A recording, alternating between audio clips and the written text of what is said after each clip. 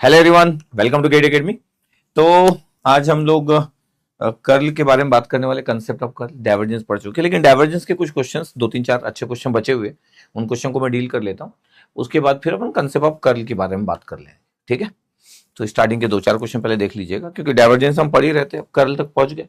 और कर्ल के बाद तो फिर आपका थ्योरम स्टार्ट हो जाएगा। तो कर्ल लास्ट टॉपिक होता है, उसके बाद पूरा का पूरा ग्रीन्स थ्योरम, डाइवर्जेंस और स्टोक्स थ्योरम, पूरे थ्योरम पे बेस बातें चालू हो जाएगी, जिसको बड़ा ही कंसेप्चुअल माना जाता है, ठीक है। तो अभी तो हम अपने धीरे धीरे अपनी आगे बढ़ते जा रहे हैं इस चैप्टर में। तो अगर आप ध्यान से देखो तो ये हमारा है पार्ट नंबर 9 वेक्टर कैलकुलस का। 64 है आपके पास ये नंबर्स, बट इसमें प्रोबेबिलिटी के जो लेक्चर है वो 64 में इंक्लूड नहीं है, उसका अलग प्लेलिस्ट बना हुआ है। ये एक ही प्लेलिस्ट बना हुआ है जिसमें 64 लेक्चर पे हम पहुंच गए, जिसमें से वेक्टर कैलकुलस का पार्ट नंबर 9 है, कंसेप्ट ऑफ कर्ल। बट पहले मैं कुछ क्वेश्चन को कवर करूंगा जो डाइवर्जेंस पे बेस्ड है। 2012 का क्वेश्चन, आईआईटी दिल्ली का, बहुत ही अच्छा क्वेश्चन है। क्वेश्चन नंबर 81 तक पहुंच चुके हैं और ये एक इंपॉर्टेंट क्वेश्चन है। इसलिए नहीं कि क्वेश्चन ये रिपीट होगा, बट ऐसे क्वेश्चन कभी भी आ सकते हैं, देखने को मिल सकते हैं। बोला था the direction of the vector is radially outward. जो हमारा ये जो ए वेक्टर है आपके पास, direction of A vector is radially outward from the origin with A vector equal to K are raised पर N, where R square equal to X square plus Y square plus Z square, ऐसा आपके पास given है। और where K is a constant. The value of the N, N की value find out करने से question IIT के professor normally पूछना पसंद करते हैं, एन की वैल्यू पूछ ले, for which divergence equal to 0। तो डाइवर्जेंस फ्री आपके पास है वेक्टर, बट वेक्टर दिया नहीं है। सर वेक्टर तो दिया नहीं, नहीं वेक्टर का मैग्नीट्यूड दिए। ध्यान से अगर आप देखोगे तो क्या दिया, वेक्टर का मैग्नीट्यूड दिए। अब सोचो अगर किसी वेक्टर का मैग्नीट्यूड दिया है आपको और आपको वेक्टर फाइंड आउट करना है, और ध्यान से देखिएगा वेक्टर का मैग्नीट्यूड दिया आपको, तो अगर मेरे को वेक्टर पता चल जाए तो फिर मैं आगे की बात कर लूंगा, और फिर मेरे को पोजीशन वेक्टर के बारे में तो पता ही रहता है। ये जो आर है आपके पास एक पोजीशन वेक्टर, तो आर स्क्वायर को जैसे देखा तो मेरे को पता चल गया कि आर वेक्टर क्या है। तो अगर मैं बोलूं कि आर वेक्टर क्या है, तो आर वेक्टर तुमको पता ही है कि आपके पास आर वेक्टर जो है वो पोजीशन वेक्टर है, 3 dimension position x i y j plus z के, तो पता ही है। इसलिए इसका मैग्नीट्यूड पता है, और मैग्नीट्यूड का स्क्वायर हो गया तो x square plus Y square plus Z square, तो ऑलरेडी वो गिवन। ये इसको देख के पता चल गया कि ये पोजीशन वेक्टर आपके पास है। अब अगर हमको ए वेक्टर के बारे में दिया है कि सर ए वेक्टर का मैग्नीट्यूड पता है, के तो कांस्टेंट है, के आर रेस्ट पावर एन। सोचो फिर ए वेक्टर क्या होगा, ए वेक्टर का मैग्नीट्यूड क्योंकि तभी आया होगा। इसका मतलब है अगर मैं बोलूं कि ए वेक्टर क्या होगा, थोड़ा सा भी दिमाग लगाया जाए कि ए वेक्टर क्या होगा, तो k are raised power n minus 1 r vector. क्यों ऐसा, क्यों? क्योंकि जैसे ही मैं ए का मैग्नीट्यूड बोलूंगा तो ये तो आर रेस पर एन माइनस 1 और के तो बाहर आ गया, और आर वेक्टर का मैग्नीट्यूड करेंगे तो आर आ जाएगा। इसका मतलब है कि जैसे देखो ए वेक्टर का मैग्नीट्यूड कर रहा हूं तो के आर रेस पर एन, तो आपके पास ये बाहर आ गया। और आर वेक्टर जो इसका मैग्नीट्यूड कितना हो गया, आर वेक्टर का मैग्नीट्यूड, और ये कितना होता है, ये कितना होता है सर, आर वेक्टर का मैग्नीट्यूड तो आर हो जाएगा। यस, ये आर। इसका मतलब क्या हो गया, इसका मतलब ये हो गया कि जैसे ही ये आर हुआ तो एन माइनस 1 में आर की पावर 1 को ऐड किए तो क्या बचा, के आर रेस्ट पावर एन, और यही आपको गिवन था। तो पहले सबसे पहले बेसिक बात तो हम ये की कि मेरे को पहले तो एक ए वेक्टर के बारे में पता हो कि ए वेक्टर क्या है, ठीक है। तो ए वेक्टर के बारे में पता करना इज इंपॉर्टेंट, क्या भैया ए वेक्टर है क्या, दिखा आपके पास, तो अभी आपको पता चल गया कि सर ए वेक्टर जो है वो k are raised power n minus 1 r vector. कभी कभी हो सकता है कि किसी को ये समझ ही ना आए, दिख ही ना रहा हो कि यार ए का मैग्नीट्यूड पता था मैं कैसे निकाल लिया, क्योंकि देखो ये तो मैग्नीट्यूड है। अब अगर आपके पास, आपको पता है आर के फॉर्म में दिया हो तो आर वेक्टर, ये वेक्टर बना दिए तो वेक्टर आपके पास दिख रहा है। और अगर मैं बोल रहा हूँ कि देखो ध्यान से देखो आपके पास इसको, तो फिर आपके पास ध्यान से जब आप देख रहे हो तो इसका मैग्नीट्यूड कितना होगा, आर होगा। और आर की पावर एन को एन माइनस 1 क्यों लिखा, आर का पावर 1 जब ऐड होगा तो एन की पावर एन ही आ जाएगा, आर की पावर एन आ जाएगा, ठीक है। अब आपके पास डाइवर्जेंस फाइंड आउट करना ए वेक्टर का। अब जब डेल डॉट फाइंड आउट कर रहे हैं, किसका आपके पास फाइंड आउट कर रहे हैं, हम फाइंड आउट कर रहे हैं के आर की पावर एन माइनस 1 और आर वेक्टर का। इसमें से के तो कांस्टेंट है तो के को तो बाहर कर लिया करो यार। डाइवर्जेंस आपके पास जो हम फाइंड आउट कर रहे हैं, डाइवर्जेंस ऑफ आर की पावर एन माइनस 1 और आर वेक्टर, यही आपके पास। यस सर, यही है। अच्छा, अगर आपको प्रॉपर्टी पता है, दो तरीके से हो सकता है कि या तो आप नॉर्मली कैलकुलेशन करने जाओ या तो फिर आपको प्रॉपर्टी पता। प्रॉपर्टी पता मतलब जब भी किसी वेक्टर के साथ किसी स्केलर पॉइंट फंक्शन मल्टीप्लाई हो, स्केलर पॉइंट फंक्शन है आर की पावर एन माइनस 1। और अगर आप डाइवर्जेंस फाइंड आउट करें तो फिर प्रॉपर्टी आप कैसे यूज करोगे, that is very very important. कि प्रॉपर्टी कैसे यूज करोगे अगर आपके पास स्केलर पॉइंट फंक्शन है। तो फिर आपको ये पता रहे कि यार डेल डॉट ए निकाल रहा था, के तो बाहर था, के तो कांस्टेंट है बाहर है, तो ये क्या होगा। तो पता आपके पास ये प्रॉपर्टी क्या होती है, प्रॉपर्टी ये होती है कि ये आपके पास हो जाएगा डेल मतलब ग्रेडियंट विथ आर रेस्ट पर n minus one, scalar point function के साथ ये ग्रेडियंट होगा, ये एक वेक्टर बनाएगा, ये डॉट प्रोडक्ट होगा इस आर वेक्टर के साथ, प्लस आर की power n minus one simple रहेगा, और डेल डॉट आर होगा। ये प्रॉपर्टी आपके पास पिछली क्लास में भी मैं बताया था, ये आपके पास वेक्टर आइडेंटिटी में डाइवर्जेंस की प्रॉपर्टी। नॉर्मली ये प्रॉपर्टी ऐसी है कि सभी लोग यूज करते हैं, जब भी कोई डाइवर्जेंस पड़ता है तो प्रॉपर्टी पता होती है। फिर भी मान लेते कि किसी को नहीं पता होगा तो देखते कि और क्या तरीका हो सकता है। बट ये प्रॉपर्टी जो लोग भी डाइवर्जेंस अच्छे से पढ़ते हैं उनके प्रॉपर्टी पता रहती है। लास्ट क्लास में ही बता चुका हूँ, लास्ट क्लास में प्रॉपर्टी बता भी चुका हूँ। ये सब डाइवर्जेंस की वेक्टर आइडेंटिटी की प्रॉपर्टी है, ठीक। तो ये हमको क्लियर रहना चाहिए जब भी आपके पास एक वेक्टर स्केलर पॉइंट फंक्शन के साथ मल्टीप्लाई और आप डाइवर्जेंस कैलकुलेट करने जा रहे हो। This one. अब देखो इसको अगर मेरे को सॉल्व करना है तो क्या होगा, अगर आपके पास सॉल्व अगर मेरे को करना है तो देखो आपके पास डेल डॉट ए ये था, के तो मेरे पास है, और ये आपके पास एक ग्रेडियंट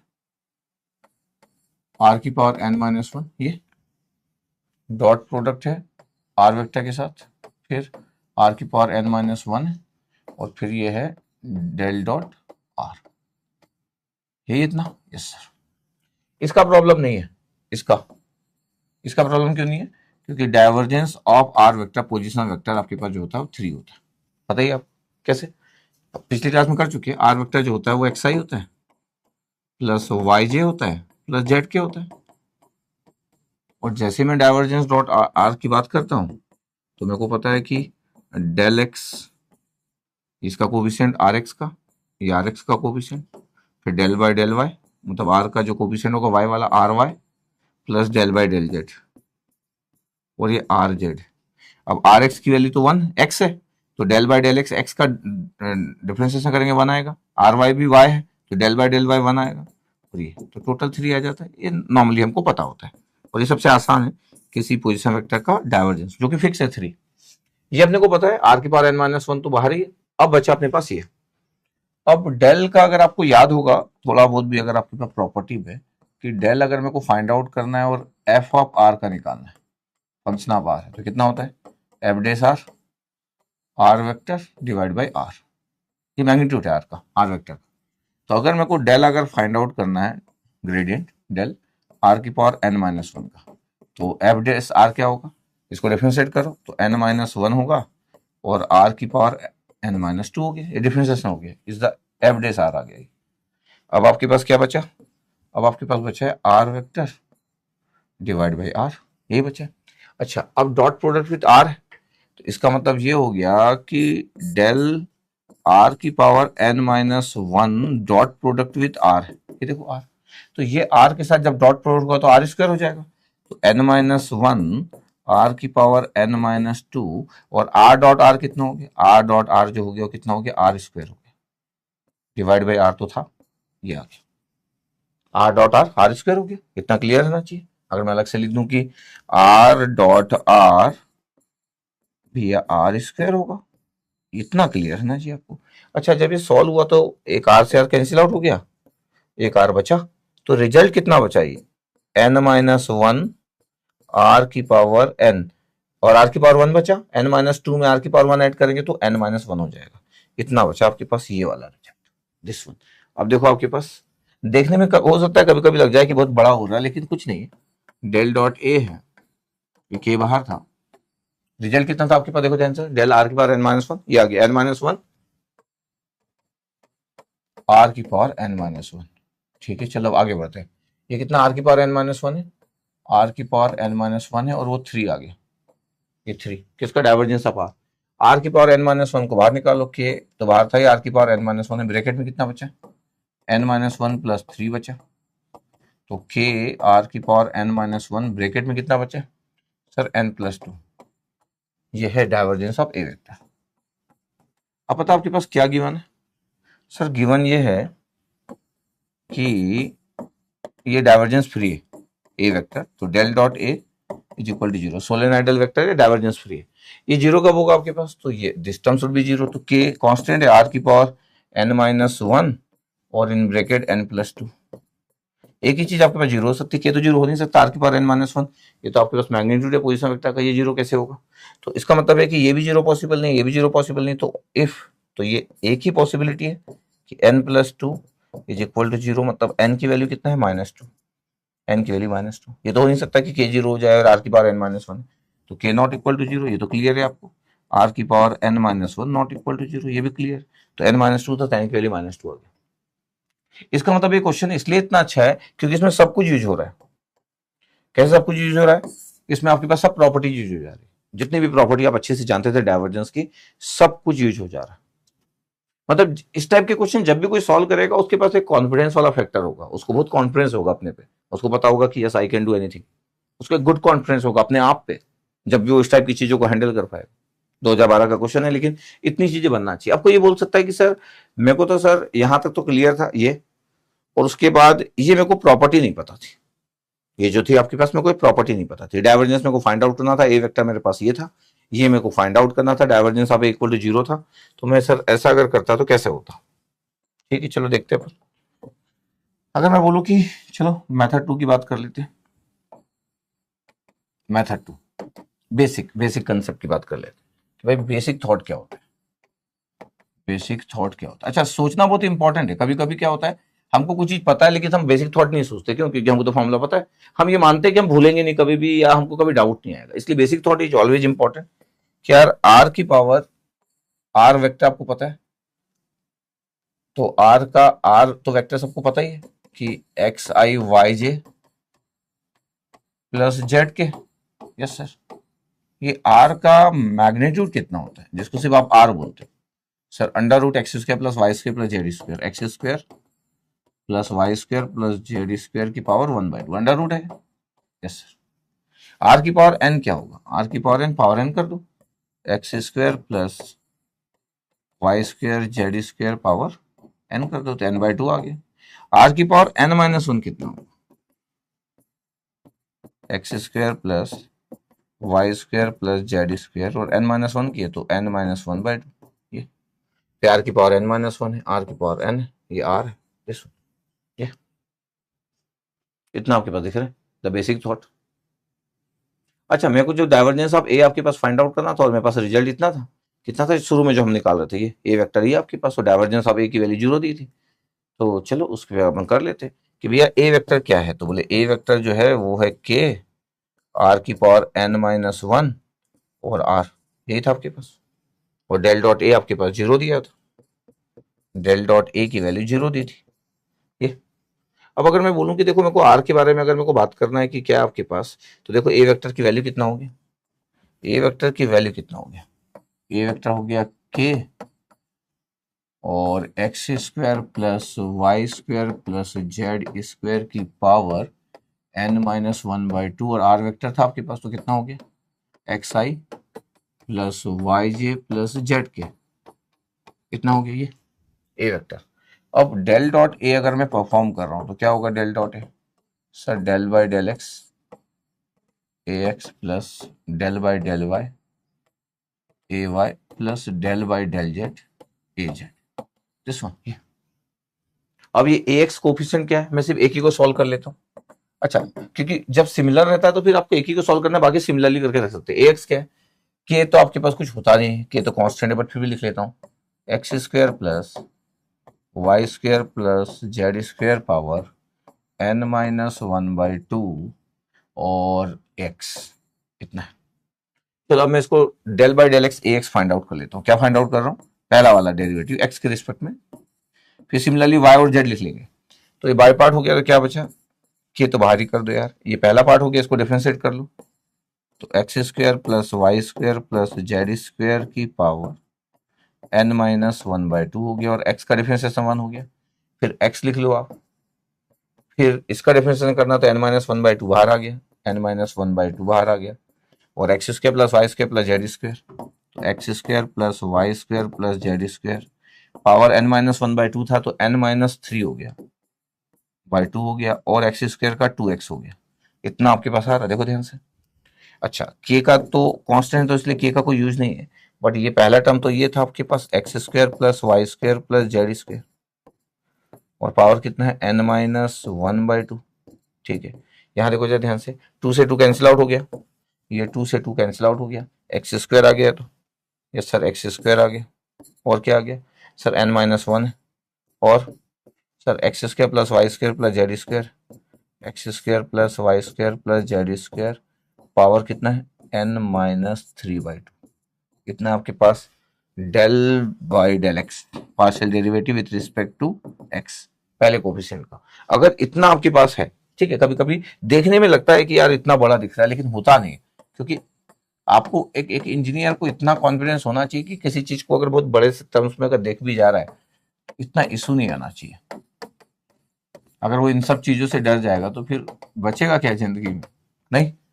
तो क्या था आपके पास x square n-1 x square plus Y square plus Z square power n-3/2, इतना ही था। सिमिलरली अगर मैं बोलूं कि फिर तो डेल बाई डेल वाई कितना हो जाएगा, del by del y A y कितना हो जाएगा, अगर मैं बोलूं तो कितना हो गया आपके पास, के बाहर ही है, x square plus Y square plus Z square जो पहला टर्म है उसमें तो कोई चेंज आएगा नहीं, क्या चेंज आएगा, कोई चेंज नहीं आएगा, n-1/2 था। एक्स स्क्वायर की जगह क्या आ जाएगा, एक्स स्क्वायर की जगह सर वाई स्क्वायर हो जाएगा, बिल्कुल सही, n-1 x square plus Y square plus Z square power n-3/2। ये सिमिलरली अगर मैं बोलूं कि फिर डेल बाई डेल जेड लिखो आप, ए जेड के साथ क्या आ गया, के आ गया, पहला टर्म तो same, x square plus Y square plus Z square की पावर n-1/2 प्लस ये जेड स्क्वायर हो गया, ये n-1 हो गया, ये जेड स्क्वायर आ गया, एक्स स्क्वायर प्लस, अब ये तीनों टर्म ऐड हो जाएंगे, डाइवर्जेंस आप जब लिखोगे ना तो तीनों टर्म ऐड हो जाएंगे, सोच के देखो। यस सर, अब मेरे को करना क्या है, del a x plus del Y del del y A y plus del del z a z. जब मैं इसको ऐड करूंगा तो देखो ये वाले टर्म तीनों को जब लिखूंगा तो ये तो आपके पास ऐड हो गया, ये तो आपके पास आ गया कितना, ये तो के बाहर है, और ये सब ऐड हो गया तो 3 टाइम्स आ गया, तो 3 x square plus Y square plus Z square की पावर n-1/2, 3 हो गया। अच्छा ये तो ये x square plus Y square plus Z square है, इसमें से कॉमन क्या आ गया, कॉमन आ गया n-1 जो सब में है, और ये पावर n-3/2 आ गया, X square plus Y square plus Z square की पावर n-3/2। बचा क्या है, x square plus Y square Z square, ये बच गया आपके पास, x square plus Y square plus Z square बच गया। अच्छा X square plus Y square plus Z square की पावर तो 1 हुई ना, यस इसकी पावर तो 1 हुई। अब n-3 और इनको मिला दिया जाए तो प्लस पावर को ऐड कर दो, n-3 डिवाइड बाई 2 प्लस 1 करोगे तो n-3 प्लस 2 हो जाएगा, n-1/2 आ रहा है। इसका मतलब क्या हुआ, इसका मतलब ये हुआ सर कि ये k तो ठीक था, ये 3 था, x square plus Y square plus Z square power n-1/2। अब ये n-1 है, ये भी ठीक है, और ये पूरा ऐड होने के बाद जो पावर ऐड हुई तो x square plus Y square plus Z square की पावर n-1/2 हो गया। इससे हुआ क्या कि अब देखो पूरा टर्म कॉमन क्या आ रहा है, ये डेल डॉट ए है, ये डेल डॉट ए है, डाइवर्जेंस ऑफ ए। अब पूरा टर्म कॉमन कितना आ गया आपके पास, x square y square Z square n-1। इसका मतलब ये है कि डेल डॉट ए, देखो अब ये कितना बड़ा दिखेगा आपको, बट फिर भी मेरे को लगता है कि आपको इतना अच्छा आना चाहिए। अब कॉमन क्या आ गया बाहर, x square plus Y square plus Z square power n-1/2 आ गया, ब्रैकेट में क्या बचा, 3 बचा और n-1 बचा। ये अगर ये 0 है तो this term should be equal to 0, तो ये आ गया 3 प्लस n-1 इक्वल टू 0, तो n की वैल्यू आ गया -2, आंसर। ये देखो आपके पास आंसर आ गया। इसमें आपको लग सकता है कि सर ये तो बहुत सारा हो गया, कुछ नहीं होता, एक इंजीनियर सब मैथ्स को सॉल्व कर सकता, पार्शियल डेरिवेटिव है द बेसिक थॉट। अगर मेरे को फॉर्मूला नहीं पता था, कौन सा फॉर्मूला नहीं पता था, मेरे को नहीं पता था कि एक स्केलर पॉइंट फंक्शन किसी वेक्टर के साथ अगर मल्टीप्लाई और आप अगर डाइवर्जेंस फाइंड आउट कर रहे हो, अगर आपको ये फॉर्मूला नहीं पता था, अगर पता था तो देखो कितने फास्ट सॉल्व हो गया था, फास्ट आपका आंसर आ गया था, बहुत ही कम समय में आंसर आ गया था। नहीं पता था तो फिर आपको मैं पूरा प्रोसेस अप्लाई कर दिया कि भैया फिर पूरा लिखो जैसा लिखा हुआ है फंक्शन। तो इस तरीके से चीजें होती है। तो one of the good question. आपका मैथ जब भी ऐसा होगा आप चीजों को हैंडल कर लोगे। अभी 2014 का क्वेश्चन, ये 2014 IIT खड़गपुर का क्वेश्चन, और ये क्वेश्चन नंबर 82 पे पहुंच गया मैं। अब इसमें बोला था कि यार देखो एक आर वेक्टर है। अच्छा, ये आर वेक्टर खूब दिया रहता है, इधर 3 डायमेंशन पोजीशन वेक्टर, जिसका आपको पता है कि डाइवर्जेंस 3 है, फिक्स है। ठीक, ओके सर। तो अगर मैं बोलूं कि अगर मेरे को इसको देखना है, तो ये आर वेक्टर आपके पास है, और अगर इसका मैग्नीट्यूड को आर बोला गया, देख रहा है आर वेक्टर के मैग्नीट्यूड को आर बोला गया। अब मेरे को फाइंड आउट क्या करना है, ध्यान से अगर देखा जाए कि मेरे को निकालना है क्या है, तो मेरे को बोल रहा है कि डाइवर्जेंस फाइंड आउट करो किसका, r square del log natural r. अच्छा, ऐसा लिखने से कभी कभी एक नॉर्मल स्टूडेंट का ना थोड़ा सा वो हो जाता है। तो डाइवर्जेंस मतलब डेल डॉट किसका, आर स्क्वायर का, फिर डेल लिखा हुआ है और एल एन आर लिखा हुआ है, ये हमारे पास है। तो इसमें कुछ टफ नहीं होता, बस बात ये थी कि हम डरते कि नहीं, तो पहले आपको उसको हैंडल करना चाहिए। डेल एल एन आर को, डेल एल एन आर को अगर आप सॉल्व कर रहे हो तो पता क्या होगा, डेल एल एन आर को अगर आप जब भी सॉल्व कर रहे हो तो पता आपके पास क्या होगा, ये फंक्शन है एफ डेस आर होगा, आर वेक्टर अपॉन आर का मैग्नीट्यूड। पता आपके पास एफ आर क्या है, फंक्शन ऑफ आर क्या है, एल एन आर, ये इसलिए एफ डेस आर क्या होगा, 1/r होगा। तो यहां कितना हो गया, 1/r into r divide by r. तो पता फाइनली क्या हो गया, r vector upon r square आ गया। ये आ गया आपके पास gradient log natural r. Gradient ही होता है, डेल एल एन आर मतलब क्या होता है, नॉर्मल मल्टीप्लिकेशन, जनरल मल्टीप्लिकेशन, इसका मतलब ग्रेडियंट, दिस ग्रेडियंट। तो डाइवर्जेंस ऑफ ग्रेडियंट निकालना था और आर से मल्टीप्लाई भी था, तो ये आ गया आपके पास। अब सोचो इतना हमारे पास सिंपली आ गया। अब अगर मैं बोल रहा हूँ कि सर मेरे को तो जो फाइंड आउट करना है वो तो ये कितना सिंपल हो गया, बताओ। डाइवर्जेंस मेरे को निकालना है, वो भी आर स्क्वायर और डेल एल एन आर का, ये। अब मैं बोल रहा हूँ कि डाइवर्जेंस आपको फाइंड आउट करना है आर स्क्वायर, और ये कितना है आपके पास, ये ग्रेडियंट एल एन आर कितना है, ये आ गया sir r vector upon r square. जैसे मैं देखा कि अरे ये तो बड़ा आसान हो गया, आर स्क्वायर कैंसिल आउट हो गया। सोचो, इसका मतलब है कि divergence of r square gradient l n r, इतना ही था हमारे पास। तो डाइवर्जेंस मेरे को किसका निकालना है, डेल डॉट आर वेक्टर, और डाइवर्जेंस ऑफ आर वेक्टर कितना होता है, बोले 3 होता है। इसका मतलब इसका आंसर कितना आ गया, 3 आ गया। तो इसलिए प्लान करके दिए ये लोग इस फंक्शन को डिजाइन किए कि ग्रेडियंट आप निकालो, फिर उसमें आर स्क्वायर का मल्टीप्लाई करो, फिर डाइवर्जेंस फाइंड आउट करो, तो आंसर इज 3। ये the very basic and good question. ऐसे क्वेश्चन न्यूमेरिकल आंसर टाइप में दिया था, और कई बार एक स्टूडेंट डर के मारे छोड़ देता है, इसलिए क्योंकि उसको लगता है कि यार इतना बड़ा तो मैं सॉल्व नहीं कर पाऊंगा। देखो 3 आ गया। क्या ये टफ है, नहीं, सब आपको पता होना चाहिए, तो फिर कुछ भी टफ नहीं, इसमें क्या टफ है। बस ये है कि आप इस फंक्शन को देख के कितना डरे। इसलिए ये बहुत इंपॉर्टेंट है कि जब भी मैं function of r find out करता हूं तो ये क्लियर है, एफ डेस r, r vector upon r, और आर वेक्टर पे बड़ी कमांड होना चाहिए, क्योंकि आप जब वेक्टर कैलकुलस पढ़ते तो आर वेक्टर पे कमांड होना बहुत ही इंपॉर्टेंट है, क्योंकि आईआईटी के प्रोफेसर का वेक्टर कैलकुलस के अंदर सबसे इंपॉर्टेंट जो वेक्टर है वो 3 डायमेंशन पोजीशन वेक्टर है, यही वाला। ओके, अब देखो आपके पास ये लाप्लासियन ऑपरेटर पूछा है, डेल स्क्वायर फाई आपके पास ये लाप्लासियन ऑपरेटर पूछा है कि फाई ये दिया है और डेल स्क्वायर फाई की वैल्यू। 2014 का क्वेश्चन, इसमें कोई कंसेप्ट है, नो कंसेप्ट, ओनली मैथ्स। अगर मैं ध्यान से बोलूं कि क्या है आपके पास, तो ओनली मैथ्स होगा। एक फंक्शन दिया और डेल स्क्वायर फाई की वैल्यू फाइंड आउट करना है।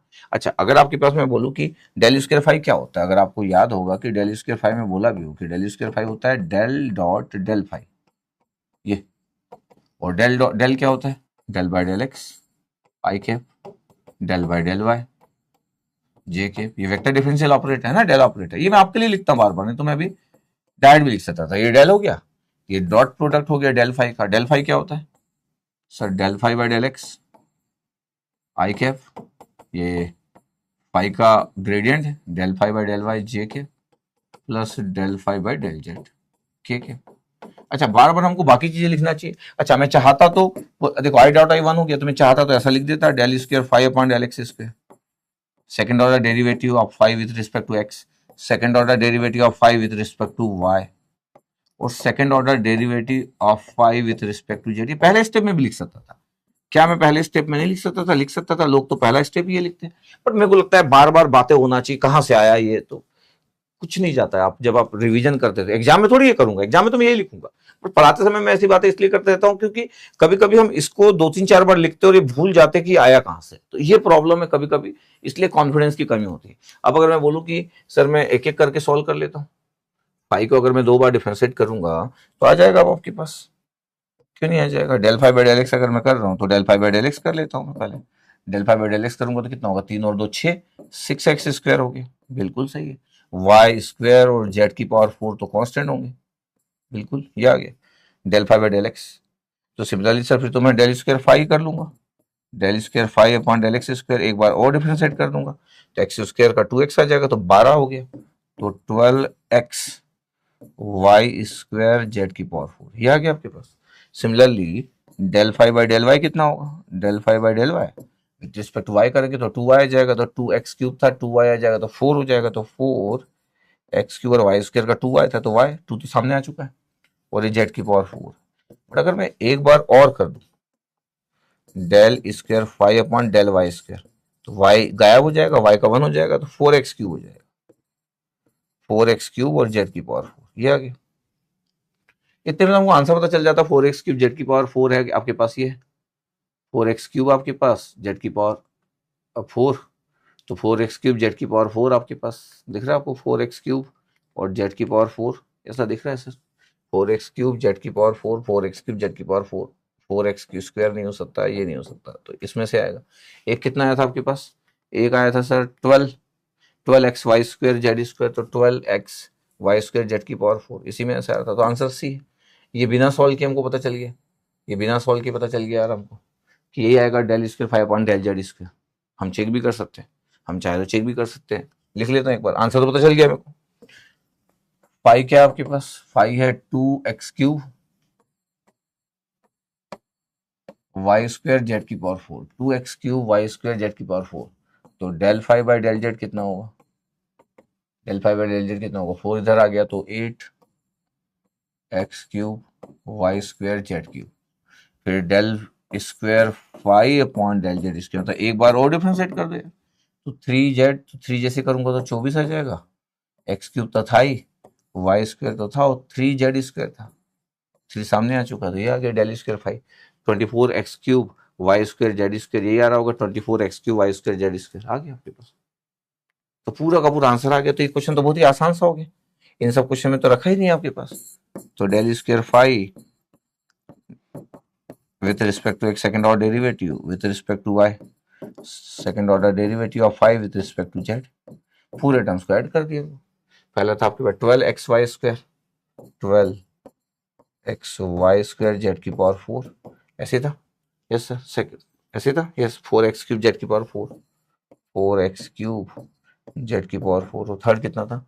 24x³ y² z², ये आंसर आ गया, सी आंसर इस क्वेश्चन में कुछ है। तो ऐसे क्वेश्चन होते हैं जो सभी के लिए होते हैं कि सभी लोग सॉल्व कर लो, कोई भी ऐसा ना बचे, मतलब ऐसा भी ना हो कि del square phi laplacian operator आप जानते नहीं थे, है कि स्केलर पॉइंट फंक्शन को आपको सेकंड ऑर्डर डेरिवेटिव सॉल्व करना है, इससे आसान बात क्या होगी? कुछ आसान बात नहीं होगी। अभी देखो 99 IIT बॉम्बे का क्वेश्चन, मतलब सालों पहले भी सब बातें होती रहती थी, यस सर, ये 99 का आपके पास है ना IIT बॉम्बे का क्वेश्चन नंबर 84 पे पहुंच गया।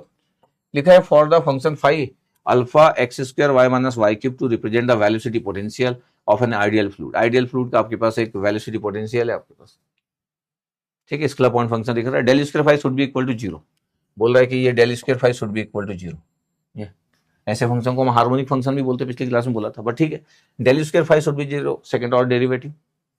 इन that case the value of a मतलब अल्फा ही होना चाहिए, the value of a alpha बोल, वो जो ए दिख रहा है alpha,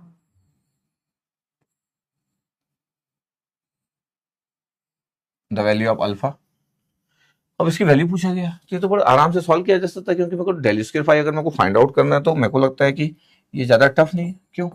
del phi by del x करा पहले में, फर्स्ट सॉल्व किया तो कितना आ गया 2 अल्फा एक्स वाई, और कुछ नहीं, फिर del square phi upon del x square किया, एक्स के रिस्पेक्ट फिर से किया, तो 2 अल्फा वाई आ गया, 2 अल्फा वाई, बस इतना आ रहा है।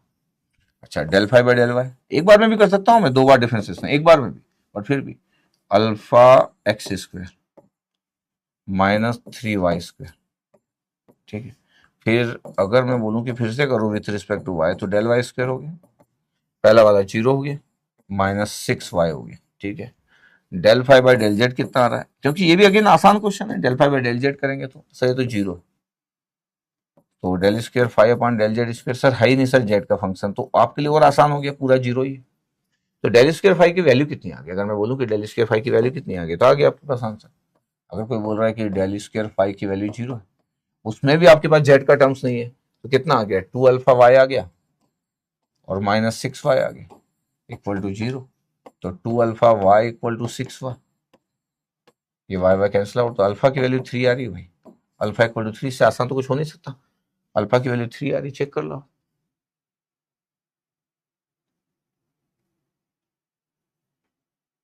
आ रहा हमारे पास, देख लो एक बार, एक्स स्क्वायर के 2 अल्फा आपके पास हो गया, 3y² था, फिर 6y हो गया, 2 अल्फा एक्स, तो आ गया आपके पास, इतने आ रहा अल्फा की वैल्यू 3, ये चेक कर लो, आंसर में भी चेक कर लेते हैं, कोई इशू तो नहीं होना चाहिए, अल्फा की वैल्यू 3, वेरी सिंपल, क्योंकि सिंपल क्वेश्चन है, पर फिर भी मिस्टेक ना हो, ठीक है, मेरे पास आंसर तो नहीं है, चेक कर लेना, ठीक है, अभी आंसर नहीं, बट 3 आ रहा होगा, कुछ कैलकुलेशन मिस्टेक तो दिख नहीं रहा हमको, ओके, ये तो बहुत आसान सा क्वेश्चन हो गया।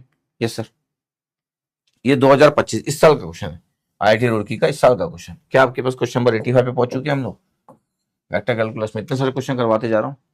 बोला consider the Cartesian coordinate system with the orthogonal unit basis vector defined over a domain x y belongs to 0 1, x और वाई की वैल्यू 0 1 के बीच में बिलोंग कर, 0 और 1 के बीच में, ये 0 और 1 हो सकता है, क्लोज इंटरवल दिया, चूज द कंडीशन, क्या बोल रहा है, choose the condition for which the divergence of the vector field v is 0, तो डाइवर्जेंस फ्री है, एक आपके पास वी वेक्टर दिया, इसके ऊपर वेक्टर बना रहता तो और भी अच्छा दिखता, ऐसा वेक्टर बना लेना चाहिए नॉर्मली किसी को भी, टीचर को भी।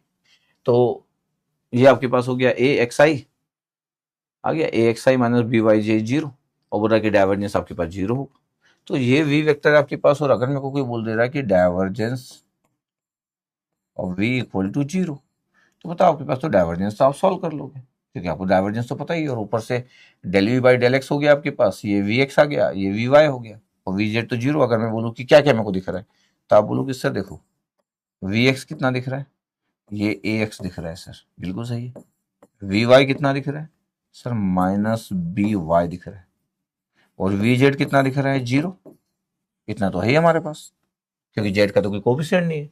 अगर मेरे को कोई बोल रहा है कि डाइवर्जेंस 0 होगा, तो डेल डॉट वी ये आपके पास 0 होगा, तो ये होता है कितना आपके पास, del by del x v x plus del by del y v y plus del by del z v z equal to 0, del by del x v x plus del by del y v y plus del by del z v z, और v z की value तो 0 आपके पास, और we x की value अगर मेरे को solve करना है तो ये कितना आ गया, ए आ गया, तो अगर मैं ध्यान से देखूं तो क्या आ गया मेरे पास, ये तो ए आ गया, plus del by del y v y का सॉल्व करना तो कितना आ गया, -b आ गया, और जेड का तो 0 था, इसका मतलब a minus b equal to 0 आ रहा है मेरे पास, और ध्यान से देखा जाए तो a इक्वल टू बी आ गया, ये तो a minus b equal to 0, a answer, a less than b, a greater than b, a plus b, a minus b आ रहा है, ए आंसर।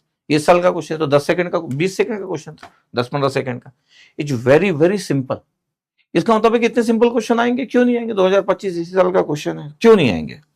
तो आप अगर अच्छे से कोई चीज पढ़ रहे हो और कॉन्फिडेंस में हो, तो कभी कुछ क्वेश्चन इजी आएंगे, कभी मॉडरेट आएंगे, कभी टफ आएंगे। हाँ, मैं पढ़ा रहा हूँ कि आपको अगर कोई टफ क्वेश्चन में अगर आपका रूबरू होता है एग्जाम में, तो आप हैंडल कर सके।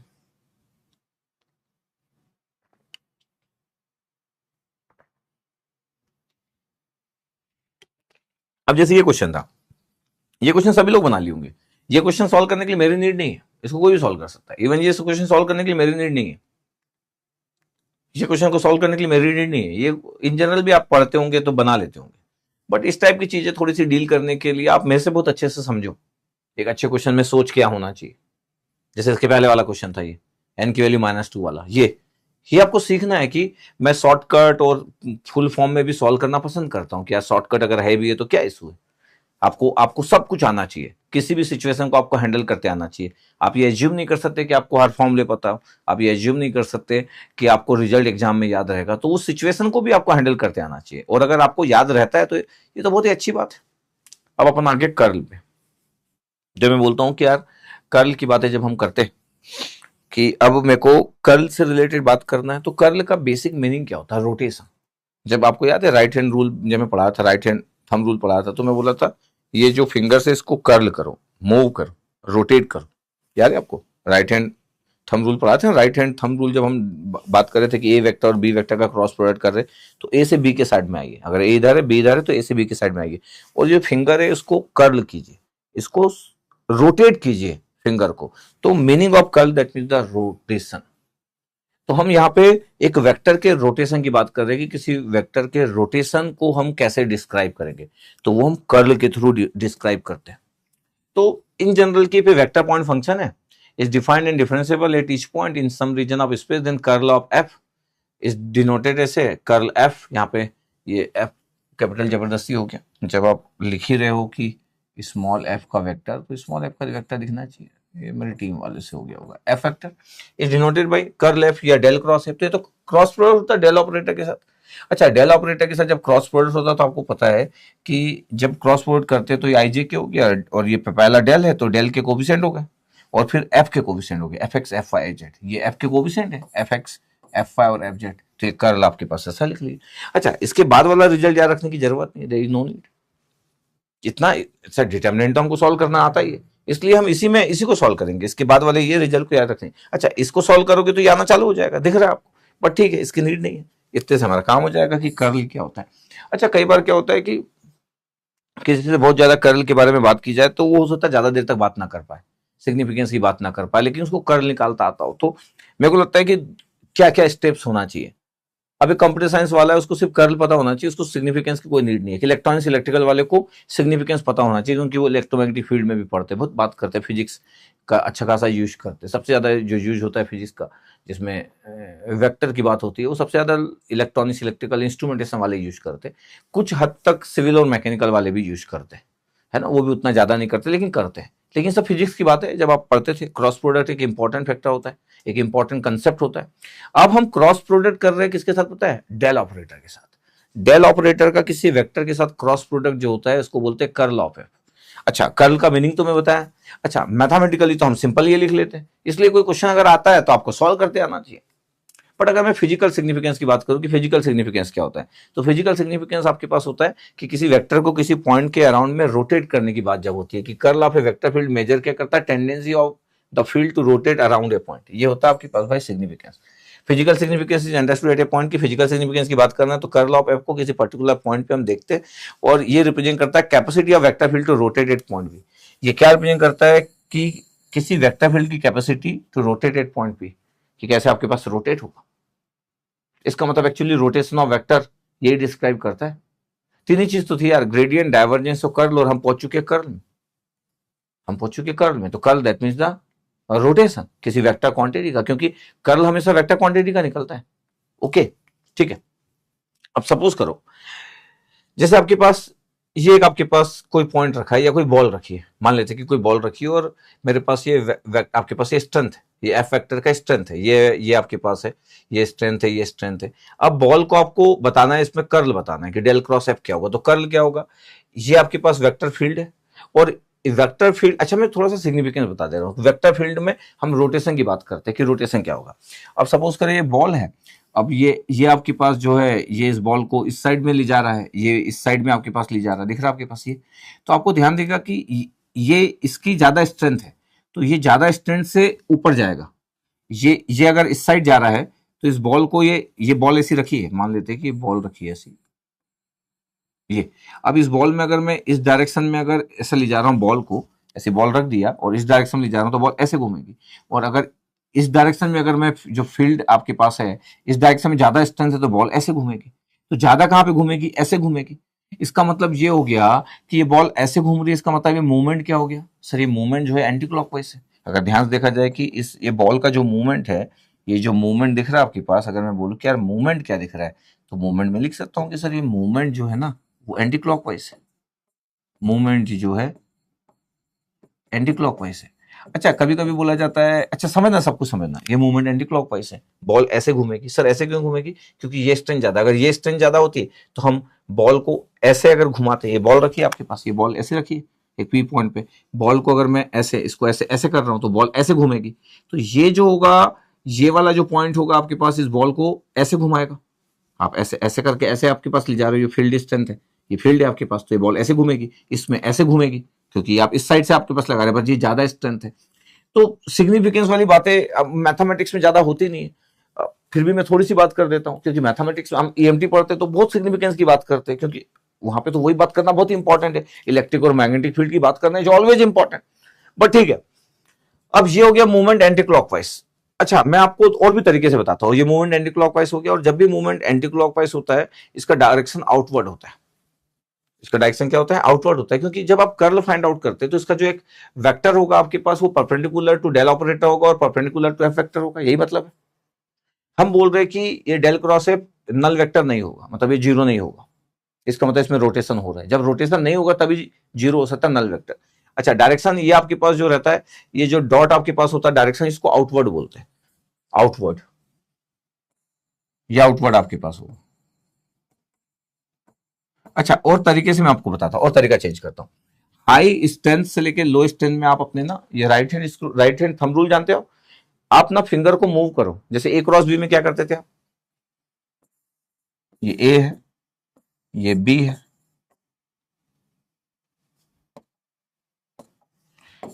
और आपको अगर ए क्रॉस बी फाइंड आउट करना होता तो क्या करते थे, और मान लेते थे कि a cross b equal to c vector है, तो मैं बोलता था कि ए से बी के साइड मूव करो, ठीक है, मिनिमम एंगल के साथ में, ये ठीक है आपके पास, मिनिमम एंगल के साथ, तो ए से बी जब हम मूव करते थे तो ये जो फिंगर है इसको कर्ल करते थे, और फिर ये आपका जो थंब होता था डायरेक्शन होता था, तो अपवर्ड होता था, तो सी वेक्टर का जो डायरेक्शन होता था वो अपवर्ड होता था, ए क्रॉस बी के। अलग बात है कि सी वेक्टर जो होगा वो ए के और बी के परपेंडिकुलर होगा, ए क्रॉस बी आपके पास कर रहे तो C vector resultant C vector होगा, तो ये आउटवर्ड होता था आपके पास। जब हम ऐसा करते थे, ये ऐसा करते थे फिंगर को, तो ये आउटवर्ड आता था, तो आपके पास जो सी का डायरेक्शन होगा वो आउटवर्ड होगा, तो ये आउटवर्ड आपके पास है, दिस इज द आउटवर्ड। और ये एंटी क्लॉकवाइज है, ध्यान से अगर देखा जाए तो जब जब मूवमेंट ना, जब जब मूवमेंट एंटी क्लॉकवाइज होता है, देखो ध्यान से, ए क्रॉस बी निकाल रहे तो एंटी क्लॉकवाइज मूवमेंट है, एंटी क्लॉकवाइज मूवमेंट मतलब ये आउटवर्ड होता है आपके पास डायरेक्शन, ये इसलिए आपके पास हाई स्ट्रेंथ से लो स्ट्रेंथ में जब हम जा रहे हैं यहां से, तो ये आउटवर्ड आएगा आपके पास, ये इसलिए हम बोला गया कि डेल क्रॉस एक तो ये जीरो नहीं है, नल वेक्टर नहीं है, क्योंकि वेक्टर ही आएगा ना, क्योंकि क्रॉस प्रोडक्ट करें तो वेक्टर ही आएगा, तो ये नल, ये जो नॉट इक्वल टू लिखा है, ये जो जीरो दिख रहा है, इसका मतलब ये नल वेक्टर है, तो नल वेक्टर के बराबर नहीं आ रहा है, उसका जो डायरेक्शन होगा आपके पास वो आउटवर्ड होगा, ठीक है। अच्छा, दूसरा तरीका था कि मैं एक बॉल बोला और मैं बोला कि यार इस स्ट्रेंथ से बॉल को, ये आपके पास ये मूव कर रहा है तो इधर जाएगा इसके कारण, तो इसके कारण जा रहा है ये बॉल एंटी क्लॉकवाइज, इसके कारण जो बॉल जा रहा है, ऐसा ऐसा आप करोगे तो बॉल ऐसा घूमेगा, इसके कारण जा रहा है क्लॉकवाइज, बट एंटी क्लॉकवाइज ज्यादा डोमिनेटिंग है तो ओवरऑल एंटी क्लॉकवाइज। आप देखो ध्यान से, यहाँ पे आपके जो बॉल घुमा रहे हैं तो देखो ये क्लॉकवाइज जाएगा, इसके कारण इस साइड जा रहा है आपके पास, तो बॉल क्या जाएगा, क्लॉकवाइज, इसके कारण क्या जाएगा, एंटी क्लॉकवाइज। आप ये बोल सकते हो कि सर ज्यादा ज्यादा स्ट्रेंथ किसके पास है, क्लॉकवाइज के कारण, तो resultant will be the clockwise, इसलिए रिजल्टेंट जो होगा क्रॉस, ये क्लॉकवाइज होगा, ये आपके पास क्लॉकवाइज का साइन होता है, ये इनवर्ड का साइन होता है, इनवर्ड और क्लॉकवाइज, तो इनवर्ड बोल देते हो आपके पास, या आपके पास हम क्लॉकवाइज बोल देते हैं, तो क्लॉकवाइज बोलना, इनवर्ड बोलना और ये क्रॉस बना के ऐसा बनाना, ये सब एक ही बात होती है। अच्छा, दूसरे तरीके से बताता हूँ। अब देखो ये आपके पास है, यहां से आपको फिंगर मूव करना है, तो अब आपके पास फिंगर कैसे मूव करोगे, अब आपके पास ऐसा तो कर नहीं सकते फिंगर, अगर आपको ऐसा मूव करना तो ये ऐसा होगा, क्योंकि मिनिमम एंगल चाहिए रहता है आपको, क्या चाहिए रहता है, मिनिमम एंगल, तो ऐसे मूव करते हो, ये ऐसा इस साइड में जाना आपको, तो फिंगर को आप ऐसे मूव करते हो, ऐसे जब करते हो तो ये जो थंब है ये इनवर्ड होगा, ये थंब जो इनवर्ड होगा तो इसका जो डायरेक्शन होगा वो इनवर्ड होगा, इसका डायरेक्शन देखो ये कैसे जा रहा है सर, क्लॉकवाइज, तो जब भी आप क्लॉकवाइज जाते हो आपके पास तो इनवर्ड होगा, और यही होता आपके पास ये जो क्रॉस बनाया हुआ, ये इनवर्ट का डायरेक्शन, द क्लॉकवाइज। दो ही चीजें होती है आपके पास जब ए क्रॉस बी करते हो, अगर मैं यही पे बोल दूं कि सर मेरे पास ये है ए, ये है बी, ए वेक्टर है बी वेक्टर है, ठीक है, और ये आपके पास थीटा है, अब आपको ए क्रॉस बी करना है, अब ए क्रॉस बी करना है, इसका रिजल्टेंट सी वेक्टर है, तो सोचो ए क्रॉस बी करना है तो अब आपको ए से बी आना है, ये देखो इसका मतलब इनवर्ट होगा, और ये आपके पास डायरेक्शन क्या है, क्लॉकवाइज, ये एंटी क्लॉकवाइज थी, ये क्लॉकवाइज डायरेक्शन ए क्रॉस बी, क्योंकि ए क्रॉस बी कर रहे हैं, ए से बी जा रहे हैं क्लॉकवाइज से, जब मैं क्लॉकवाइज करूंगा तो इसका जो मूवमेंट्स होगा आपके पास वो इनवर्ट होगा, तो इनवर्ट को हम ऐसे भी डिफाइन करते हैं, अच्छा, मैथमेटिक्स में आप बहुत ही ये वाला कन्वेंशनल कम यूज करते हैं। अगर मैं मैथमेटिक्स की बात करूं तो ये कन्वेंशनल मैथमेटिक्स में कम यूज करते हैं, डॉट और क्रॉस वाला, इनवर्ड और आउटवर्ड के लिए। क्लॉक और एंटी क्लॉक वाइज का आइडिया होना चाहिए। बट फिर भी कर्ल वाले में लोग बोलते हैं कि सिर्फ आपको ये रिजल्ट पता हो और आगे बढ़ जाओ करके। बट मेरे को लगता है कि थोड़ा सा एक गुड आइडिया होना चाहिए। आप में से पढ़ रहे हो और आपको यही नहीं पता कि कर्ल में करते क्या है, डाइवर्जेंस में करते क्या है, ग्रेडियंट में करते क्या, तो फिर पढ़ने का मजा नहीं है। बस मेरे को लगता है कि आपको क्लियर रहना चाहिए कि यार आप पढ़ क्या रहे, इंजीनियर हो आप, एक बीएससी के स्टूडेंट नहीं हो जिसको बोल दिया गया है कि यार मैथ्स का एक डब्बा बनाओ, डब्बे के अंदर में आप एक डिटर्मिनेंट निकालो, उसके कोफिशिएंट रख दो। आप वो नहीं हो, आप एक इंजीनियर। आपकी अप्रोच एक बीएससी स्टूडेंट के समान नहीं हो सकती, बीएससी या एमएससी स्टूडेंट के समान नहीं हो सकती आपकी अप्रोच। ठीक है, तो ये आपके पास है। इसका मतलब है कि ये नल वेक्टर नहीं है। लेकिन अगर ये दोनों का आपके पास देखो, अगर देखो दोनों का आपके पास इस साइड से क्या जाएगा, इस साइड से आपके पास जो जाएगा ये क्लॉकवाइज के लिए आपके पास होगा, ये एंटी क्लॉकवाइज के लिए होगा। बट देखो अब नल वेक्टर हो गया। क्यों नल वेक्टर हो गया? क्योंकि अभी आपके पास स्टैंड बराबर है। तो ये बॉल ना क्लॉकवाइज जितना घूमेगा एंटी क्लॉकवाइज भी उतना घूमेगा, तो रेस्ट में रह जाएगा। मतलब बॉल जो होगा वो रेस्ट में रहेगा। मतलब बॉल में मूवमेंट नहीं होगा, ना क्लॉक होना एंटी क्लॉकवाइज। जितना स्ट्रेंथ से क्लॉकवाइज जा रहा है इधर घुमा रहे बॉल को, उतना ही से एंटी क्लॉक घुमा दे। तो देखो आपके पास नल वेक्टर आ गया। ये कर्ल इक्वल टू 0। इसका तो इसमें कोई रोटेशन नहीं, इसका मतलब नो रोटेशन। तो जब रोटेशन नहीं होता है तो नो रोटेशन, इसका मतलब इसका कर्ल 0 होगा। तो जिसका भी कर्ल 0 होता है उस वेक्टर फील्ड में रोटेशन नहीं होगा आपके पास। उस पॉइंट के करो, जिस भी पॉइंट के क्रॉस आप बात कर रहे हो, उस वेक्टर फील्ड में रोटेशन नहीं होगा। दिस, तो नो रोटेशन। यहाँ पे रोटेशन हो रहा था बिल्कुल, नल वेक्टर का नाम ना मतलब रोटेशन इज देयर।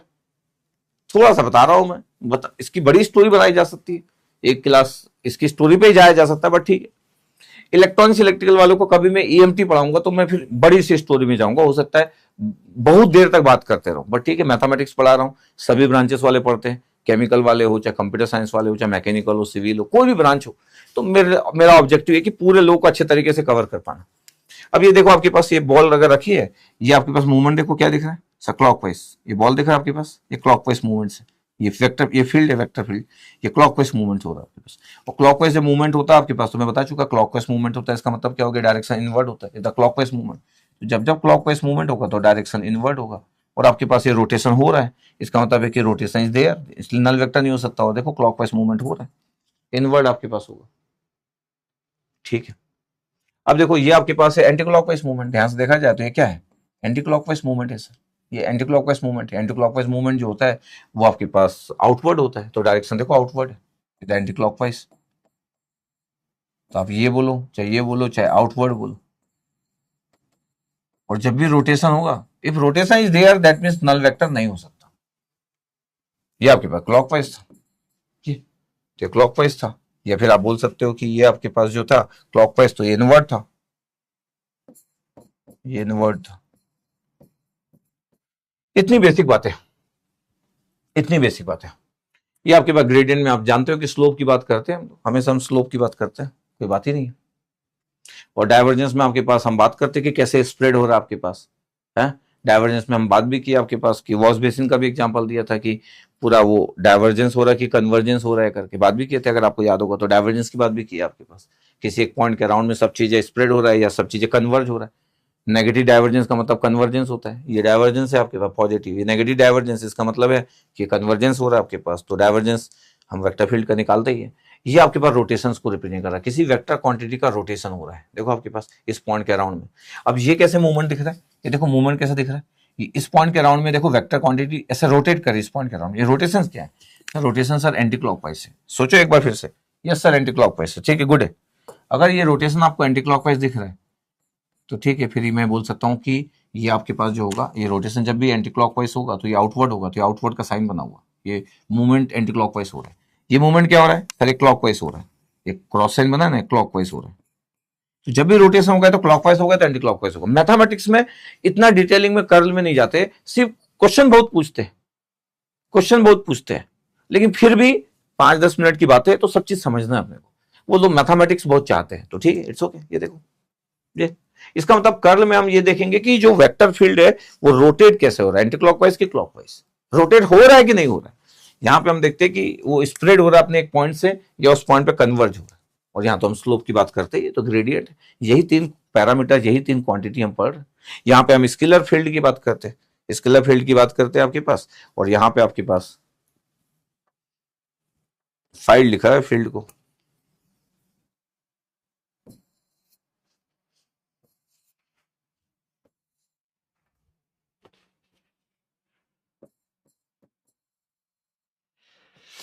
ठीक है, फील्ड है सब, ठीक है, ओके।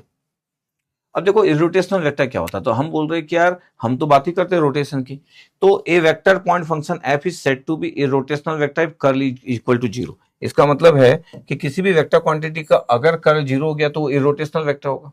हम बोल रहे हैं इरोटेशनल वेक्टर होता कौन है? इरोटेशनल वेक्टर फील्ड वो होता है जिस ऐसा वेक्टर फील्ड होता है जिसका कर्ल जीरो होता है everywhere. In simpler term it means the vector field has no rotation, हर जगह पे उसका रोटेशन जीरो होगा, that means the curl is zero.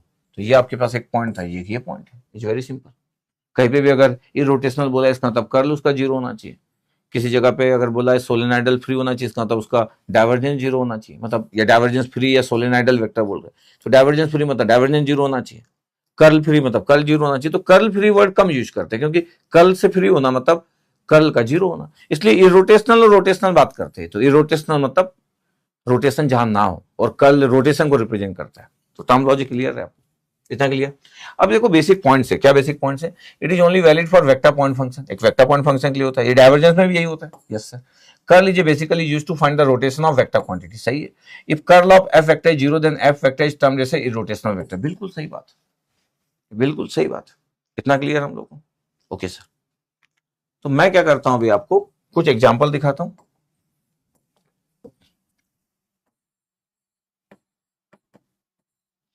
अगर मैं बोलूं कि मेरे पास एक ए वेक्टर है जिसकी वैल्यू है एक्स आई, एक्स आई आपके पास एक वेक्टर, ठीक है। अगर मैं बोलूं कि मेरे को ना कर्ल फाइंड आउट करना है डेल क्रॉस ए, इसको आप कर्ल ए वेक्टर भी बोल देते, ये मेरे को फाइंड आउट करना है, ठीक है। अब देखो एक्स आई आपके पास है, और अगर मैं इसको बोलूं कि यार ये तो वाई में जीरो है, एक्स आई का मतलब भी होता है जीरो जे और जीरो के, तभी तो एक्स आई है, सिंपल। अच्छा, आपके पास जो यूनिट वेक्टर है वो भी आई है, और आपके पास जो कोऑर्डिनेट सिस्टम है वो भी एक्स है। अगर मैं आपको बोलूं कि देखना, ध्यान से देखना, कि अगर मैं पॉइंट्स बनाना चालू करूं कि क्यों ना मेरे को पॉइंट्स बनाना चाहिए, ये सिर्फ एक्स वाई कोऑर्डिनेट है तो एक्स वाई बना देता हूँ, जेड की जरूरत नहीं, जेड है ही नहीं आपके पास, वैसे तो एक्स में ही है। अब सोचो आपके पास ये जेड भी लिख देता हूँ, कोई इशू नहीं ये। अब ध्यान से देखने वाली बात यह है कि अगर मैं बोल रहा हूँ कि एक्स आई आपके पास तो अगर मैं एक्स की वैल्यू अगर मैं वन पुट कर दूँ तो ये वहां पे वन आ जाएगा, एक्स वैल्यू टू पुट कर दूँ तो ये आ जाएगा। इसका मतलब ये तो इसी डायरेक्शन में जाएगा, ये तो इसी डायरेक्शन में जाएगा, ये इसी डायरेक्शन में जाएगा, ये इसी डायरेक्शन में। इसका मतलब जब एक सिंगल लाइन में जाएगा तो इसमें तो रोटेशन होने से, इसमें तो रोटेशन होने से आप एक्स की कोई भी वैल्यू पुट करते जाओ ना और ये आई डायरेक्शन में जाएगा। देखो जरा ध्यान से, एक्स की कोई भी वैल्यू पुट कर दो ये तो इसी डायरेक्शन में जाएगा, तो इसमें रोटेशन होगा क्या? आपको लग रहा है रोटेशन होगा? नहीं सर, रोटेशन तो नहीं लिख रहा सर, दिख रहा है आपको रोटेशन होगा करके? नहीं सर, रोटेशन तो नहीं दिख रहा। इसका मतलब है कि आप कहीं भी खड़े हो जाओ इस लाइन में, सिंगल लाइन है, ये आउटवर्ड आपके पास जा रहा है, इस आउटवर्ड, ये इसी डायरेक्शन आउटवर्ड, मतलब ये रेफरेंस पॉइंट से बाहर जा रहा है, ये कोई रोटेशन वाइज आउटवर्ड नहीं है, इस रेफरेंस पॉइंट से सिंगल लाइन में जा रहा है। इसका मतलब है कि कोई रोटेशन दिख रहा है क्या? नहीं सर, रोटेशन तो नहीं दिख रहा, नो रोटेशन। और नो रोटेशन इसका क्या मतलब है? इसका मतलब है कि जो वेक्टर फील्ड है आपके पास ए, इसका मतलब है कि कर्ल तो जीरो आना चाहिए, कर्ल तो जीरो आना चाहिए, बिल्कुल। ये हुआ सिग्निफिकेंस अगर एक्स आई लिखा है।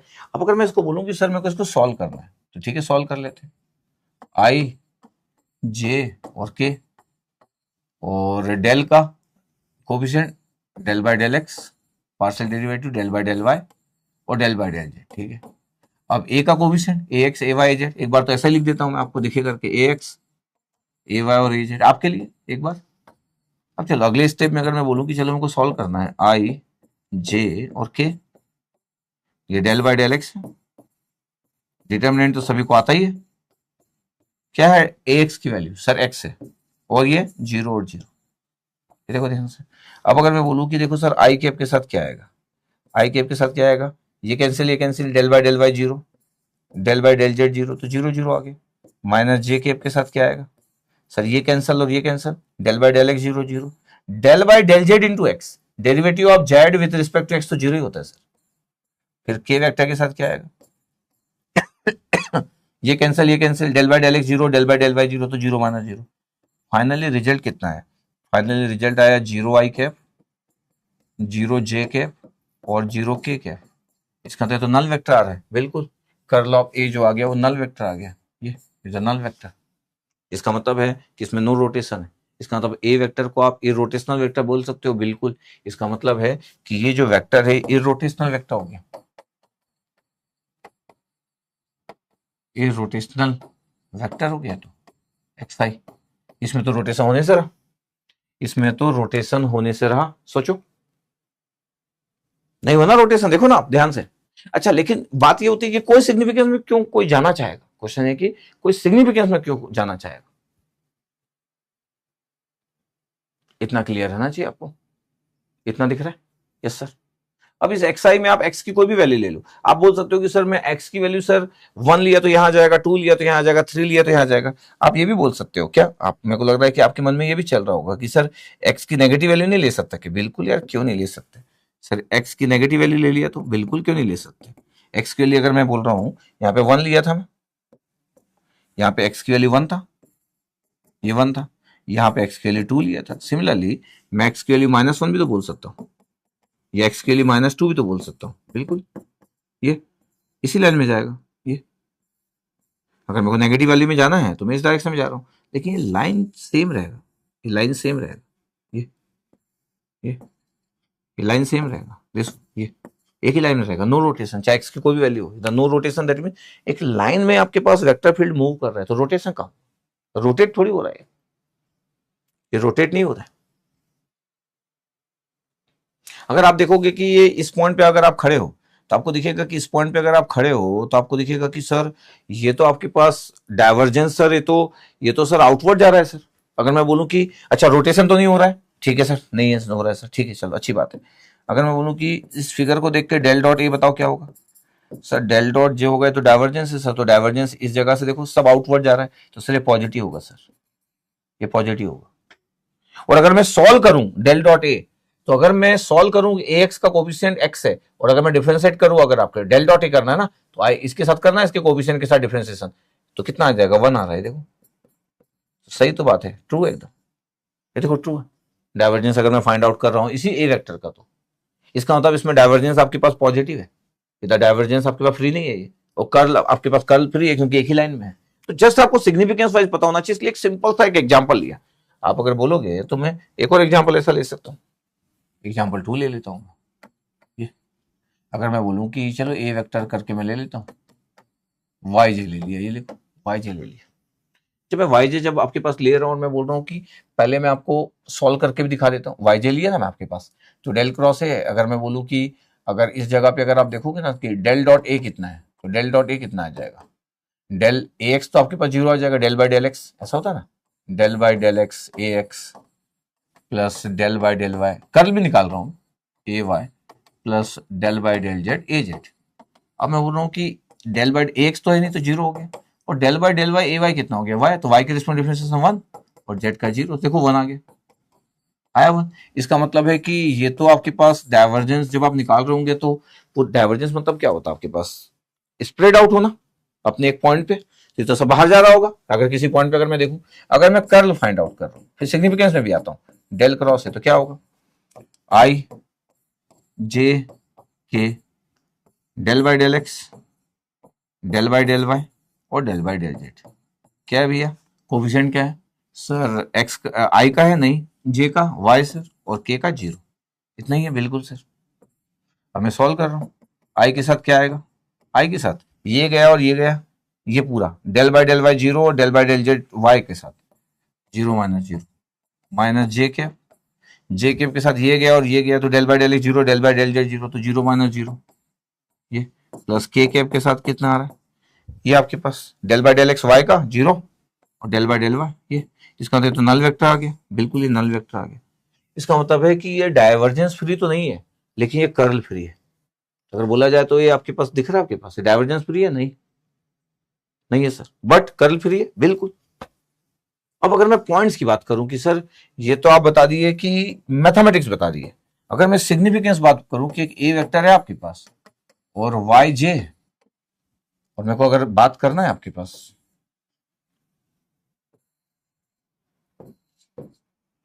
एक्स वाई और जेड जो हमारा स्टाइल है, अगर मैं बोल रहा हूँ कि देखो वाई जे आपके पास ये और वाई की वैल्यू आपके पास और जे वेक्टर या आई जे के या आई जे और ए के इसी डायरेक्शन में होगा। यस सर, इसी डायरेक्शन में होगा तो आपके पास ये होगी। अगर ये वाई की वैल्यू 1 है, वाई की वैल्यू 2 है, वाई की वैल्यू 3 है तो ये तो इसी लाइन में होगी। ये देखो इसी लाइन में होगी। ये देखो ये, अगर ये रेफरेंस पॉइंट है ओ ये पॉइंट है, अगर मैं बोलूँ इधर वाई की वैल्यू -1 है तो फिर जैसे -1 पुट करूंगा वाई की वैल्यू तो माइनस जे आ जाएगा और माइनस जे मतलब नीचे आ जाएगा। इसका मतलब है कि अगर यहाँ पे वाई की वैल्यू 1 है, यहाँ पे वाई की वैल्यू 2 है, यहाँ पे वाई की वैल्यू 3 है, एक्स तो है नहीं यहाँ पे। ये पॉइंट ले लिया अगर मैं वाई की वैल्यू -1 तो माइनस जे हो गया, वाई की वैल्यू -2 तो माइनस जे हो गया, ऐसा करके चलते जा रहा है आपके पास। तो इस जगह से अगर मैं देखना चाहूं कि डाइवर्जेंस ऑफ ए वेक्टर तो पॉजिटिव हो, ये देखो ध्यान से, इतना आपको क्लियर होना चाहिए ये। और अगर मैं बोलूं कि कर्ल ऑफ ए कितना होगा तो एक ही डायरेक्शन में, तो रोटेशन तो हो ही नहीं रहा, इधर नो रोटेशन, एक ही लाइन में दिख रहा तो कहाँ रोटेशन दिख रहा आपको, इधर नो रोटेशन। अच्छा मजेदार कब होगा ये, जब आपको दिखेगा कि रोटेशन फिर सर कैसे होगा सर, हाँ ये क्वेश्चन तो होगा आपका। अभी तो आपको दिख रहा है कि सर नो रोटेशन, बिल्कुल, तो डेल क्रॉस है, ये देखो नो रोटेशन। इसका मतलब है कि अगर मैं अभी ए वेक्टर को अगर ऐसे ही ले लूं, ऐसे ले लूं और एग्जांपल 3 बोल के ऐसे लिख दूं और बिल्कुल टाइम ना लूं और मैं बोलूं कि ए वेक्टर आपके पास जेड के, तो डाइवर्जेंस कितना होगा सर 1 आ जाएगा sir, del by del z करेंगे तो 1 आ जाएगा, बिल्कुल सही। और कर्ल करेंगे तो सर वो 0 आ जाएगा सर, नल वेक्टर आ जाएगा, बिल्कुल सही। और आप एस को सॉल्व करोगे तो फिर जेड डायरेक्शन में आ जाएगा और ये भी सिंगल डायरेक्शन चलेगा, रोटेशन होगा नहीं। इसका मतलब है कि अगर मैं कोऑर्डिनेट और यूनिट वेक्टर का सेम डायरेक्शन रख रहा हूं, मतलब जे के साथ वाई रख रहा हूं, के साथ जेड रख रहा हूं, एक्स के साथ वाई रख रहा हूं, तो रोटेशन होने का सवाल नहीं होता। लेकिन क्या मैं चेंज करूं, अगर मैं कुछ चेंज करता हूं, जैसे एग्जाम्पल नंबर 4 करता हूं मैं, ये एग्जाम्पल नंबर 4 करता हूं, फॉर एग्जाम्पल नंबर 4। अब मैं बोल रहा हूं कि ए वेक्टर को मैं ले लेता हूं एक्स, लेकिन आई के साथ नहीं लेता हूं, जे कैप के साथ लेता हूं। ये ले लिया भैया अपन, एक्स जे ले लिए, देखो जरा यहां से एक्स जे ले लिए, एक्स के साथ आई नहीं, एक्स के साथ जे, पता आपको। अब अगर मैं बोलूं कि मैं पहले ना सिग्निफिकेंस दिखाता हूं, ये जेड ये एक्स और ये वाई। अब बताओ एक्स के लिए अगर मैं 1 रख रहा हूं, यहाँ पे एक्स के लिए 1 रख रहा हूं, या एक्स के लिए 2 रख रहा हूं, ठीक है। अब देखो ये वाई है तो ये डायरेक्ट समझ जाएगा, देखो एक्स के लिए 2 रख रहा हूं आपके पास, ये एक्स के लिए 3 रख रहा हूं, ये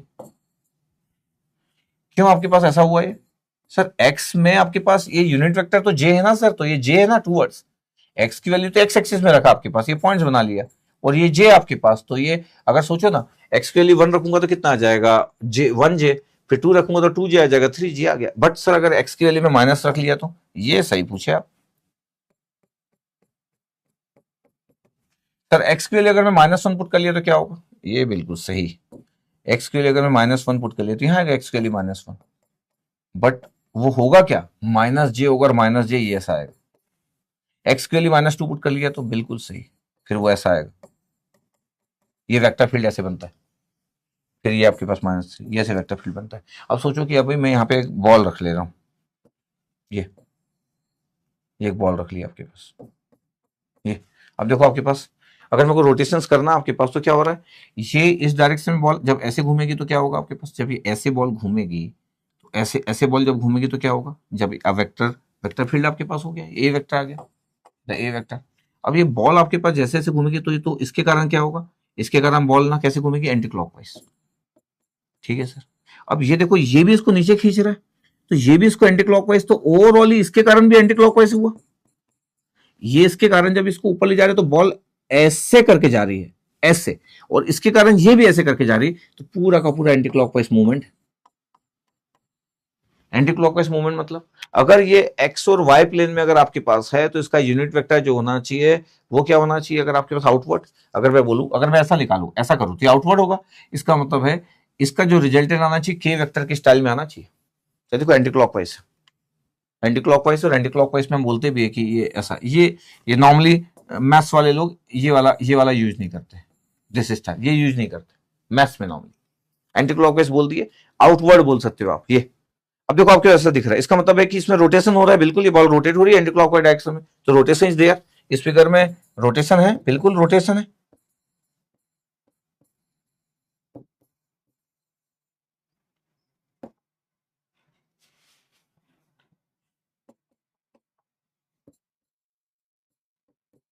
बिल्कुल रोटेशन है इसमें, rotation is there, yes. But अगर मैं बोलूं कि इसमें अगर मैं ऐसा सॉल्व करता, कैसा सर, अगर मैं इसको ऐसा सॉल्व करता कि मेरे को del cross A find out करना है,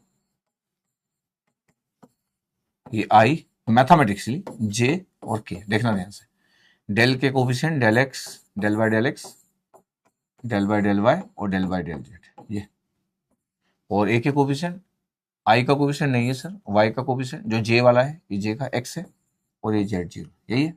अब देखना आई के साथ क्या आएगा, आई के साथ del by del y zero, del by del z x का जीरो, जीरो माइनस जीरो आ गया, माइनस जे के साथ ये गया डेल एक्स जीरो और डेल जेड जीरो के साथ जीरो, फिर के ये गया del by del x x का वन सर, और del by del y zero का जीरो, आंसर इज के आ गया, इधर आंसर। और जैसे डेल क्रॉस ए आपका जो आंसर है, इधर डेल क्रॉस ए, पता आपके पास आंसर क्या आया, के आया, इधर के, इसका मतलब है is not equal to null vector, the rotation is there. देखो आपके पास में बोल रहा था एक्स वाई प्लेन है, आउटवर्ड आएगा। तो क्या होता है कि इतना ज्यादा कोई सिग्निफिकेंस में जाना नहीं चाहता, लोग सोचते हैं कि मैथमेटिकली सॉल्व कर लिया जाए, कौन ऐसा देखना चाहेगा। ठीक है, हम इंजीनियर है तो थोड़ा तो आइडिया होना चाहिए, ऐसा भी नहीं होना चाहिए कि हमको ये नहीं पता कि कर्ल में हम क्या कर रहे हैं, किसी वेक्टर क्वांटिटी के रोटेशन की बात कर रहे हैं। कभी हो सकता है कि सर वेक्टर क्वांटिटी के रोटेशन इतना इंपॉर्टेंट क्यों, तो फिर फिजिक्स पढ़ के आप 11th-12th में इलेक्ट्रिक फील्ड और मैग्नेटिक फील्ड की खूब बात की हो आप, जब 12th में थे फिजिक्स में आप, तो इलेक्ट्रिक फील्ड और मैग्नेटिक फील्ड 12th में तो होता था, 11th में तो फिर मैकेनिक्स वाला पूरा पार्ट होता था, फ्लूइड मैकेनिक्स और छोटी छोटी बातें सब रहती थी, नहीं, लाइट और ये सब रहता था, लाइट रेज और ऑप्टिकल ये सब रहता था 11th में। 12th में मेरे अंदाज से पूरा इलेक्ट्रोस्टैटिक रहता था, मैग्नेटोस्टैटिक। ये देखो आपके पास, इसका मतलब है कि हम जैसे ही मैं इसके कोऑर्डिनेट सिस्टम को इसके यूनिट वेक्टर से अलग किया, ये जे के साथ एक्स को लिया, देखो रोटेशन चालू हो गया। वैसे अगर मैं अलग अलग चीजों को लूंगा तो रोटेशन अलग हो सकता है, नहीं? Yes sir. एक और एग्जांपल लेता हूं मैं, ठीक है, एक और एग्जांपल लेता हूं, पता रहना चाहिए।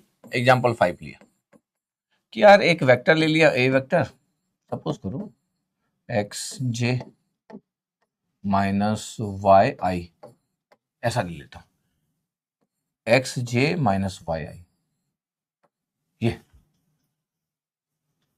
अब अगर कोई बोलता है कि इसका कर्ल कर्ल फाइंड आउट करो, तो कर्ल अगर मैं फाइंड आउट करता तो मैं तो नॉर्मली सॉल्व कर लेता, मतलब मैथमेटिक्स तो मैं सॉल्व कर ही सकता हूँ, कोई भी सॉल्व कर सकता, मैं क्या मतलब, कोई भी आप में से आई जे के एग्जाम में अगर आएगा तो आप सॉल्व कर लोगे, i J k del by del x, del by del Y, del by del Z.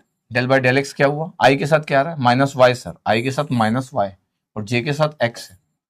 मैं ध्यान क्या दिया, मैं दो लिया और एक्स एक्स को जे के साथ लगाया और वाई को आई के साथ लगाया, मतलब जहां रोटेशन की पॉसिबिलिटी हो।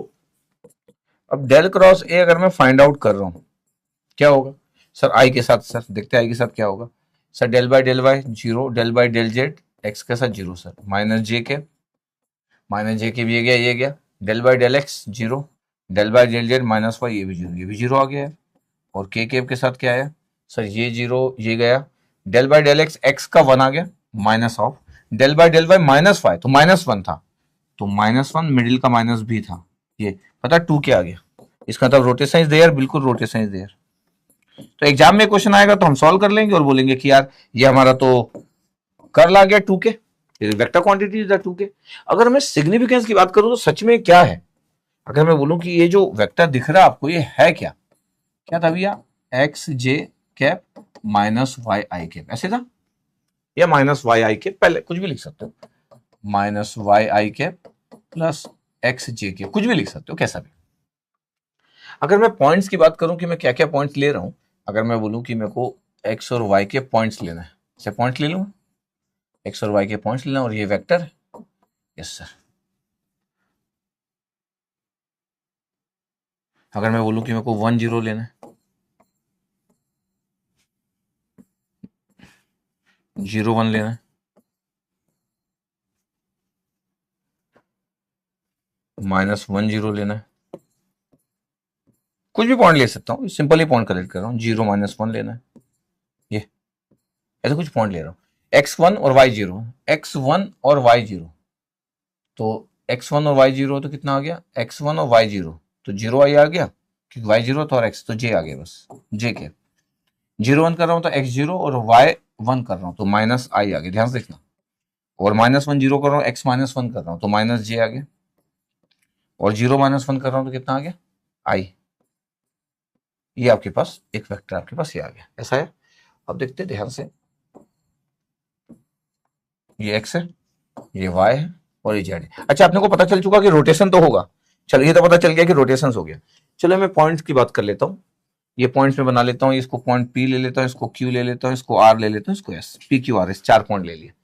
1 0 आपके पास जो पॉइंट्स होगा x1 होगा और y0 होगा तो यहाँ वाले पॉइंट पे होगा, लेकिन j है तो ये आपके पास हो गया p पॉइंट, लेकिन j है तो ये ऐसा जाएगा, ये देखो ये p पॉइंट्स हो गया, 1 0 वाला पॉइंट x1 है, y0 और ये j है आपके पास डायरेक्शन j, तो आउटवर्ड ये j साइड में, ठीक है। फिर 0 1 ले रहा हूँ, q ले रहा हूँ, तो 0 1 ले रहा हूँ मतलब x0 y1 तो यहाँ कहीं पे होगा, यहाँ कहीं पे होगा, यस सर यहाँ कहीं पे होगा, ऐसे होगा, यस सर। अब यहाँ पे होगा तो ये कितना है, -i है, -i मतलब इस डायरेक्शन में, ये तो i वाला डायरेक्शन होता है तो -i ये वाला होगा, ये टुवर्ड्स -i, टुवर्ड्स -i। अगर आपको कभी ऐसा डिफाइन करना है कि सर ये क्या है, ये टुवर्ड्स j, ये क्या है सर, टुवर्ड्स -i है सर, ये चलो और भी बनाता हूँ। फिर एक पॉइंट लिया -1 और 0, एक -1 और 0 आपके पास कहाँ होगा, तो मैं इस वाले लाइन को इधर खींच लेता हूँ यार,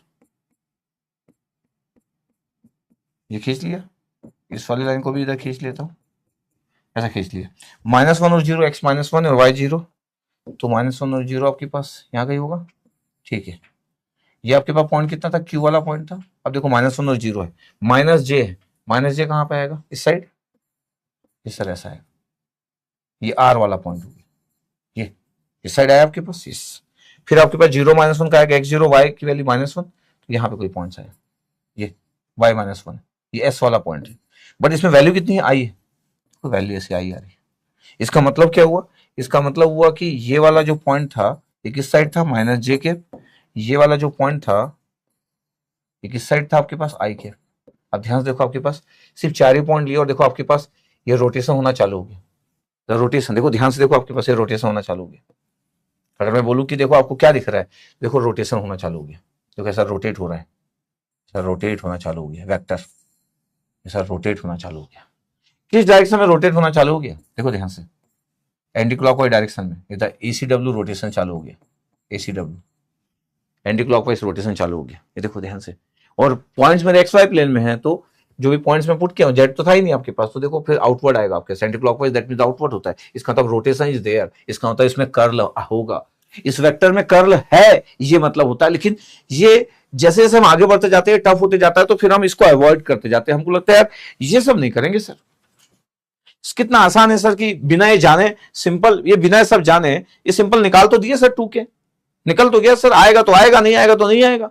इसलिए कई बार हम कर्ल पढ़ रहे हैं, लेकिन हमको कुछ लोगों को पता भी है कि कर्ल मतलब रोटेशन होता है। देखो कैसे टाइप के लोग होते हैं जिनको सिर्फ कर्ल का मैथमेटिक्स आता है, दूसरा कर्ल का मतलब पता होता है रोटेशन, लेकिन वो रोटेट करके दिखा नहीं सकते आपको। उनसे पूछो कि what is the physical significance of curl, उनको याद तो एक अच्छे स्टूडेंट ने पढ़े, sir curl represent the rotation of A vector quantity sir, can you rotate, can you rotate, तो फिर वो सोचेगा, अगर मैं बोल दूं कि please with example please so, तो बोलेगा रोटेट कैसे करूंगा मैं। थर्ड, बहुत ही कम लोग होंगे जो सिग्निफिकेंस के साथ रोटेट करके भी दिखा देंगे वेक्टर। मेरे को लगता है कि एक इंजीनियर को मजेदार होना चाहिए जब वो बोले कि कर्ल रोटेशन को रिप्रेजेंट करता है और वो रोटेट करके भी दिखा दे लाइक दैट। और रोटेशन फ्री कब होगा, तो फिर वो एक एग्जांपल ले और दिखा दे रोटेशन फ्री होगा, ठीक है। इतना देखा आपको, सो आई होप आपको क्लियर हुआ, नहीं तो अदरवाइज तो बड़ी स्टोरी है, और आपको पता है कि टेक्निकल दुनिया इतनी बड़ी होती है कि किसी भी कंसेप्ट को बहुत दिनों तक डील किया जा सकता है सिर्फ इन्हीं बातों को रख के, है ना, इन्हीं बातों को रख के बहुत लंबे समय तक डील भी किया जा सकता है। बट ठीक है, आप मैथ्स पढ़ रहे हो तो आपको मैं बहुत उस दुनिया में नहीं ले जाना चाहता हूँ, लेकिन उस दुनिया में जरूर रखना चाहता हूँ कि इस वीडियो को जब कोई मैथमेटिक्स का कोई भी स्टूडेंट देख रहा हो, तो कोई टीचर देख रहा हो, जब वो पढ़ा रहा हो या स्टूडेंट पढ़ रहे हो, तो 10 साल बाद भी, या मैं ना रहूं आने वाले समय में, तब भी लोग जब इसको देखे तो हमेशा फील करे कि यार इतनी बातें पता होना चाहिए जब हम कर्ल के बारे में बात करते हैं। और ये मेरे जो एग्जाम्पल है, इस एग्जाम्पल को यूज कर लेना, ठीक है। अब कर्ल ऑफ पोजीशन वेक्टर की बात कर रहे हैं, तो पोजीशन वेक्टर के बारे में जब भी बात होती है बड़ी इंटरेस्टिंग है। X i plus y j plus z के 3 डायमेंशन पोजीशन वेक्टर है। एक्स पुट कर दिए, वाई पुट कर दिए, जेड पुट कर दिए। अब अगर मैं आई के साथ करूंगा आपके पास, तो देखो सबका आपके पास आ जाएगा। अगर मैं आई के साथ बोलूं कि आई के साथ क्या आ रहा है, देखो आई के साथ क्या आ रहा है, ये cancel, del by y z का 0 हुआ, del by del z y, y के साथ डेल बाय डेल जेड 0 होगा, इसलिए 0 होगा, माइनस जे के, फिर ये गया del by del x z के साथ, इसलिए 0, del by del z x के साथ सब 0। डिफरेंशिएशन सबका हो रहा है, लेकिन जो मेरे पास वेक्टर डिफरेंशियल ऑपरेटर है उसके साथ में वो जो दूसरा टर्म है जिसको डिफरेंशिएट कर रहे हैं वो 0 हो जा रहा है। ये और ये del by del x y 0, del by del y x 0, इसलिए सब टर्म 0 हो गए। और पता फाइनली क्या आ गया सर, फाइनली सर 0 आई कैप प्लस 0 जे कैप। जब 0 आ जाता है तो फिर माइनस लिखने की जरूरत नहीं है, यहाँ पे 0 के कैप, और इसी को नल वेक्टर बोला जाता है। और जब आपके पास नल वेक्टर है, इसका क्या मतलब है सर, ये तो इरोटेशनल वेक्टर हो गया। बिल्कुल सही, ये एक इरोटेशनल वेक्टर हो गया, इरोटेशनल वेक्टर। इसका मतलब है आपका 3 डायमेंशन जो पोजीशन वेक्टर है इज द इरोटेशनल वेक्टर है। यस, जबकि सर इसमें सब कुछ था, जबकि इसमें क्या था, सब कुछ था। सोच के देखो आपके पास, यस सर सब कुछ तो था सर। अब इरोटेशनल वेक्टर आपके पास है, अगर मैं थोड़ा सा अगर आपको दिखाऊं, फिर अपन आगे बढ़ जाएंगे। एक आर वेक्टर है, x i y j plus z के। अगर मैं बोलूं कि यार एक्स वाई जेड की वैल्यू अगर आप पुट करो, ये फिर आर वेक्टर की वैल्यू पुट करो, अगर मैं बोलूं कि ये 1 0 0 पुट कर लो, ये तो बताओ आपके पास कितना आएगा, आई, ये सिर्फ आई आएगा। ये अगर मैं बोलूं कि 0 1 0 पुट कर लो तो सिर्फ जी आएगा। तो आप बोलोगे सर ये तो आप जो चाहते हो वो कर दे रहे हो सर आप। सही बात है, जो चाहता हूँ वो करना चाहिए टीचर को पढ़ाते समय। अगर मैं एक्स वाई की वैल्यू ले लूँ, मैं बोलूँ कि 1 1 और 0 ले लूँ, तो क्या हो गया, एक्स वाई के लिए 1 1 ले लिया, तो क्या हो गया फिर आई प्लस जे हो गया। ये देखो ऐसे करके और भी ले सकता हूँ, ऐसे करके लिया ये।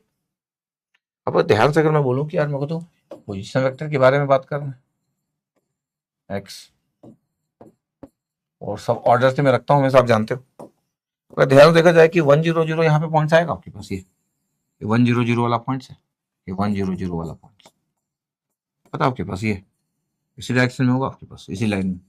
ये 0 1 0 वाला मतलब 0 1 0, और ये भी आपके पास जे के साथ है।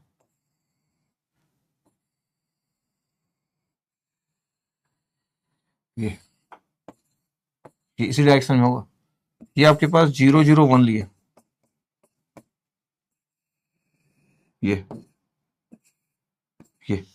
देखो आपके पास एक ही डायरेक्शन में होगा, चाहे आप ये इसमें निकालो। अच्छा, आप ये भी बोल सकते हो कि सर मैं तो सोच रहा था सर कि एक चौथा जो पॉइंट है उसके लिए फिगर एक बार फिर से बना देते हैं कि सर आप बोल रहे थे कि x की वैल्यू 1 और y की वैल्यू 1, तो i प्लस जे, तो x की वैल्यू 1 और y की वैल्यू आपके पास, तो ये पॉइंट जो होगा आपके पास ये 1 होगा, और ये y की वैल्यू 1 होगा, तो आपके पास ये वाला पॉइंट्स हो गया, इस जगह पे पॉइंट्स हो गया, ये वाला पॉइंट्स हो गया, x की जगह 1 और y की वैल्यू 1। ये जब आप इस पॉइंट्स को मिलाओगे तो आपके पास यही वाला पॉइंट्स होगा, ये जिस ये इसी डायरेक्शन में आपके पास, ये इसका तो इसमें रोटेशन नहीं होगा, इसी डायरेक्शन में होगा आपके पास, ये 1 1 0 वाला पॉइंट्स। पता आपके पास जो 3 डायमेंशन जो ये पोजीशन वेक्टर होता है, ये रेडियल आउटवर्ड होता है आपके पास, कुछ भी कर लो आप। इसलिए जब आप इसका डाइवर्जेंस फाइंड आउट करते हो तो डाइवर्जेंस का पॉजिटिव होता है, इसलिए आप डेल डॉट आर करते हो ना, डेल डॉट आर तो पॉजिटिव आता है। अच्छा, अगर मैं सिग्निफिकेंस की बात कर रहा हूं तो मैं ये नहीं बता सकता हूं कि 3 आएगा, मैथमेटिकली सॉल्व करके बता दूंगा कि इससे 3 आएगा। और अगर मैं बात कर रहा हूं कि यार इसमें तो रोटेशन होता ही नहीं है, इसमें रोटेशन कहां दिख रहा है आपको, नो रोटेशन। जब मैं सीन कर रहा हूं किसी को भी तो नो रोटेशन, नो रोटेशन। इसका मतलब क्या हो गया, इसका मतलब हो गया कि del cross r is always 0। Yes, इसमें रोटेशन होगा ही नहीं, डाइवर्जेंस होगा आपके पास, देखो आउटवर्ड जा रहा है सब कुछ। रोटेशन नहीं होगा आपके पास, एक ही लाइन में होगा। इधर रेडियल आउटवर्ड, इसलिए कभी कभी आर वेक्टर को रेडियल आउटवर्ड भी लिखा रहता है आपके पास। अगर आप कभी किसी आईटी प्रोफेसर को अगर किसी क्वेश्चन में देखोगे तो रेडियल आउटवर्ड भी लिखा रहता है किसी क्वेश्चन में, रेडियल आउटवर्ड ऐसा लिखा रहता है। इसलिए जब इसका डाइवर्जेंस की बात करते हैं, किसी भी पॉइंट में बात कर लो डाइवर्जेंस की, जो ऑलवेज पॉजिटिव। और अगर मैं बात करूं कर्ल तो रोटेशन होगा नहीं, इधर rotation free vector actually. Okay, तो पोजिशनल वेक्टर को कंसिडर किया जाता है rotational because it does not have any rotation और कर्लिंग। रोटेशन का मतलब कर्लिंग होता है आपके पास, बता भी रहा था मैं, कर्लिंग और rotation components around any point. तो ठीक है, पोजिशनल वेक्टर को हम कंसिडर करते हैं rotational. Mathematically this is reflected in the fact that the curl of positional vector is zero, del cross r is always zero. ये लगा दोगे तो ज्यादा अच्छा होगा। This indicate the vector field is purely radial and does not circulate around any point. किसी point के around में सर्कुलेट नहीं होता, मतलब रोटेट नहीं होता। Positional vector field simply points outward from the origin with no rotation or circulation. Is always remember. There is no swirling or curling. ये English के कुछ वर्ड्स है आपके पास। Behaviour in the field, this property makes the positional vector irrotational which is key concept in vector calculus. ठीक है भी हमको पता है। अगर मैं बोलूं कि देखो ये आर वेक्टर है, इसका मैग्नीट्यूड ये होता है, बिल्कुल सही है सर। इस आर वेक्टर का ग्रेडियंट कैसे निकलते हैं? एफ डेस आर करोगे तो 1 निकल जाएगा और आर वेक्टर अपन आर। तो ग्रेडियंट ऑफ आर क्या होता है? तो बोले ग्रेडियंट ऑफ आर यही होता है सर। ग्रेडियंट ऑफ आर जो होता है वो यही होता है। अभी आर जो है वो स्केलर पॉइंट फंक्शन है, ये वाला आर है। जब डेल डॉट आर करते हो तो आपके पास पता ही है कि डाइवर्जेंस ऑफ आर होता है, द डाइवर्जेंस ऑफ आर। फिर आप कर्ल ऑफ आर की बात करते हो तो इन जनरल जो स्टूडेंट्स होता है उसको 3 बातें तो हमेशा पता ही होना चाहिए। ये मतलब अगर वो अच्छा एक स्टूडेंट है, गेट एस्पिरेंट अच्छा है, या फिर कोई भी एग्जाम दे रहे हो आप, मैथमेटिक्स के अच्छे एस्पिरेंट हो, तो ग्रेडियंट ऑफ आर की वैल्यू आर वेक्टर अपन आर होता है, डाइवर्जेंस ऑफ आर होता है 3, कर्ल ऑफ आर होता है। ये तीनों result is very very important. मतलब ये तो आपके शॉर्ट नोट्स का पार्ट हो सकता है या फिर इन जनरल ही पता होना चाहिए, बट ये नहीं होना चाहिए कि आप इसको निकाल ना सके। सबको निकालने में 10 सेकंड ही लगे, बट फिर ग्रेडियंट वाला बड़ा अच्छा है, लेकिन मैं तो सब पढ़ा चुका हूं। ठीक है, आपके पास अब अगर मैं कुछ क्वेश्चन की बात कर लूं, जैसे एग्जाम्पल नंबर 25, एग्जाम्पल में भी हम पढ़ते जा रहे हैं कि एक वेक्टर फील्ड दिया है और बोल दिया है कि the values of ABC for which F is irrotational. ऐसे करके आपके पास क्वेश्चन हो सकते हैं। अगर मैं बोलूं कि ठीक है अगर ऐसा है आपके पास तो क्यों नहीं हम डेल क्रॉस एफ वेक्टर हम कर लेंगे। जब डेल क्रॉस एफ करेंगे तो ये आई, ये जे और ये के। अच्छा, ये क्वेश्चन भी इसलिए आता है क्योंकि वो लोग चाहते हैं कि वाला मैथ्स आप करो यार, ये वाला मैथ्स डिटर्मिनेंट वाला, और इसके कोएफिशिएंट रख लो एफ एक्स, एफ फाई और एफ जेड। ये कोएफिशिएंट एक बार पुट कर लो। ये तो अगर मैं बोल रहा हूं कि ठीक है ये आई, ये जे और ये k, del by del x, del by del y और डेल बाय डेल जेड। ये एफ एक्स आपके पास क्या है? तो x plus 2 y plus a z, x plus 2 y, colour change कर देता हूं, x plus 2 y plus a z. और ये कितना आपके पास है? B x minus 3 y minus z, b x minus 3 y minus z. तो B x minus 3 y minus z है। और क्या है अपने पास? सब 4x plus c y plus 2 z, 4x plus c y plus 2 z है। ये इतना। अब अगर मेरे को बोला गया है कि इसकी वैल्यू आपको निकालना है और ये इरोटेशनल, इसका तब कर्ल इसका 0 होना चाहिए, तो अब सॉल्व करते हैं आई के साथ क्या आ रहा है करके। आई के साथ क्या आ रहा है? डेल बाय डेल वाई करेंगे तो कितना आ जाएगा? सी आ जाएगा। ये सिर्फ सी आ जाएगा minus, del by del z करेंगे तो कितना आ जाएगा? बी एक्स माइनस 3 वाई, तो माइनस जेड का 1 आ जाएगा, मतलब -1 तो +1 हो गया, तो सी प्लस 1 आ गया। फिर माइनस जे केप के साथ कितना हो गया? जे केप के साथ ये गया, डेल बाय डेल एक्स करेंगे तो कितना आ जाएगा? 4 आ जाएगा। और ये गया, डेल बाय डेल जेड करेंगे तो कितना आ जाएगा? ए आ जाएगा, ये आ गया। के केप कितना हो गया? के केप के साथ वो हो गया, डेल बाय डेल एक्स करेंगे तो कितना आ जाएगा? बी आ जाएगा। डेल बाय डेल वाई करेंगे तो कितना आ जाएगा? 2 आ जाएगा। बस हो गया। अगर ये 0 है तो ये नल वेक्टर। अच्छा, जब आपको रोटेशनल बोला जाता है इसका मतलब है कि ये नल वेक्टर है, और नल वेक्टर इसका मतलब है कि एक नल वेक्टर क्या होता है? 0 आई होता है। एक नल वेक्टर कितना होता है? 0 आई। इसका मतलब है कि ये 0 होना चाहिए, सी प्लस 1 इक्वल टू 0। तो सी की वैल्यू -1, ये 4 प्लस ए की वैल्यू 0 होना चाहिए, क्योंकि नल वेक्टर के लिए हर कोएफिशिएंट 0 होना चाहिए यूनिट वेक्टर के। तो ए की वैल्यू -4 है, और ये बी प्लस 2 इक्वल टू 0 होना चाहिए। इसका मतलब बी की वैल्यू -2 है। तो -4 -2 और -1 है, -4 -2 और -1। तो आपके पास ए की वैल्यू -4 है, फिर बी की वैल्यू -2 है और -1 है। तो कुछ कुछ ऑप्शन सेम हो गए एक्चुअली, 4 to 1 4 to 1 हो गया। एक्चुअली आपके पास जो होना चाहिए, चेंज कर लेता हूँ कोई बात नहीं है, -4 -2 -1, -4 और मैं बोलूँ कि ए की वैल्यू -4 है, बी की वैल्यू -2 है और सी की वैल्यू -1 है। -4 -2 ये आपके पास एक ऑप्शन ये कर लो, -4 -2 और -1, ये बी आंसर ऐसा बोल दो, चेक कर लेना, इट्स वेरी सिंपल। अच्छा, ऐसे क्वेश्चन गेट में आ सकते हैं, अगर मैं बोलूँ कि ऐसे क्वेश्चन के गेट में आ सकते हैं, एक एग्जांपल लिया मैं, तो ऐसे क्वेश्चन बिल्कुल गेट में आपको दिखेंगे, बिल्कुल ऐसे क्वेश्चन गेट में आराम से आ सकते हैं, क्योंकि उनको उनको कांस्टेंट ही फाइंड आउट करने के लिए वो हमेशा ट्राई करते हैं कि यार कांस्टेंट फाइंड आउट कर लो, कांस्टेंट फाइंड आउट कर लो। तो गेट में ऐसा क्वेश्चन फ्रेम किया जा सकता है। बिल्कुल आपको करना कुछ नहीं, कर्ल में आपको अगर सच में अगर बहुत आपको रोटेशनल के बारे में नहीं पता है, बहुत सिग्निफिकेंस नहीं पता है, आप किसी को पढ़ा नहीं सकते हो, बहुत डिटेल नहीं पता, लेकिन आपको मैथ्स आता है, कोएफिशिएंट को लिखते आता है, सॉल्व करते आता है कि कैसे कैसे सॉल्व करना है करके, तो इजीली यू कैन सॉल्व। अब ये आपके पास है गेट 2003 का, इसमें देखो आपके पास जो लिखा हुआ है, अब ऐसे क्वेश्चन जो आते हैं इतने सिंपल है, फटाफट सॉल्व हो जाएंगे। कैसे? वेक्टर फील्ड दी x i minus y j where i j, बोला कि डाइवर्जेंस फ्री है बट नॉट इरोटेशनल, ऐसा करके लिखा हुआ है। अब आपके पास एफ वेक्टर दिया है, अब अगर मैं बोलूं कि यार डेल डॉट एफ क्या होगा, तो यार डेल डॉट एफ क्या होगा, डेल बाई डेल एक्स होगा, ये एफ एक्स आ गया, डेल बाई डेल वाई होगा, एफ वाई होगा, आगे की तो जरूरत ही नहीं है, वो तो जीरो हो चुका है। डेल डॉट एफ कितना आ रहा भैया, क्या है, एफ एक्स क्या है, बोले एक्स है तो 1 आ गया, एफ वाई कितना है, बोले -y है तो -1 हो गया, तो जीरो आ गया, यस ये जीरो आ गया, तो डाइवर्जेंस फ्री हो गया आपके पास, यस। और अगर मेरे को कर्ल निकालना है तो डेल क्रॉस एफ निकालना है तो निकाल लेते भी है, ये आई जे और के, del by del x, del by del y और del by del z. Coefficient क्या है भी एक्स का, आई का एक्स है, वाई जे का कितना है -y और जेड का कितना है 0, ये। तो अगर मैं बोलूँ कि आई के साथ क्या आ रहा है, तो आई के साथ आ रहा है डेल बाई डेल 0, तो 0 - 0, तो आई के साथ वाला तो 0 हो गया। जे के साथ कितना आ रहा है, बोले जे के साथ ये cancel del by del x और डेल बाई डेल जेड, ये भी 0 आ गया।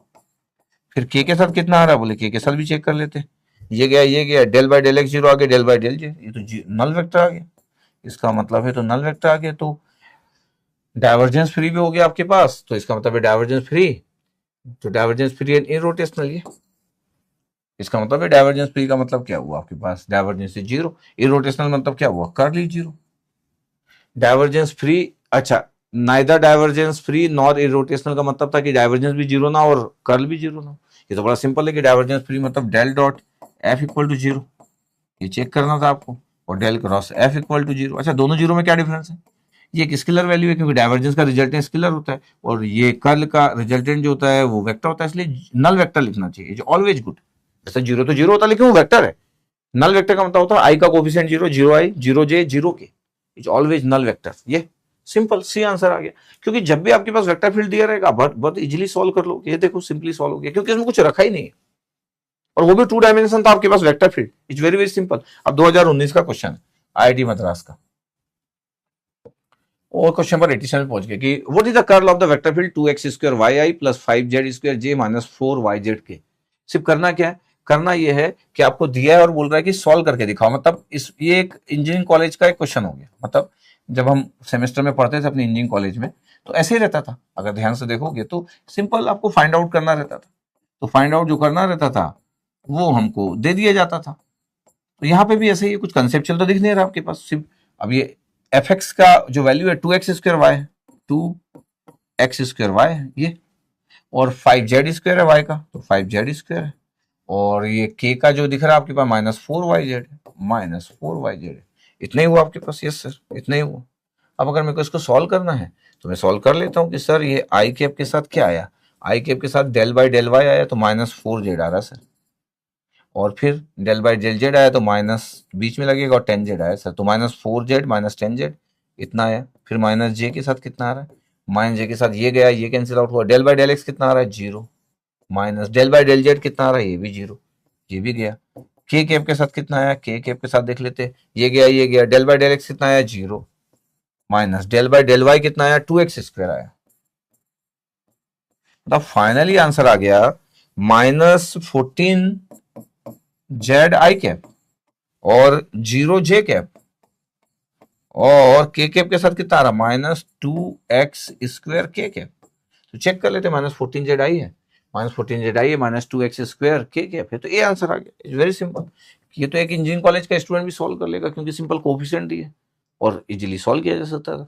अब 2014 का एक क्वेश्चन है, अभी भी आपके पास ऐसे क्वेश्चन दिए हो IIT खड़गपुर का। इसका मतलब है कि ऐसे क्वेश्चन तो आ रहे हैं एग्जाम में, बिल्कुल आ रहे हैं, और ऐसे क्वेश्चन तो कोई भी बना सकता है। मतलब एक वेक्टर आपके पास दिया और डेल क्रॉस एफ है, आपको डिटर्मिनेंट सॉल्व करना, आपके लिखने का स्टाइल बस अच्छा होना चाहिए और थोड़ा सा दूर दूर लिखो। नहीं तो कभी कभी क्या होता है कि आप आराम से मैनेज नहीं कर पाते, क्योंकि टर्मोलॉजी आपके पास इतना सारा है, तो लिखने का आपके पास जगह होना चाहिए। ये फिर आपके एफ एक्स के कोफिशिएंट है x²z², फिर -2xy -2xy² जे का, और ये कितना है 2y² दिस वन। ये अब अगर मैं बोल रहा हूँ कि ठीक है मेरे पास आई कैप के साथ क्या है, तो डेल बाय डेल वाई है, तो ये तो हो गया 4y²।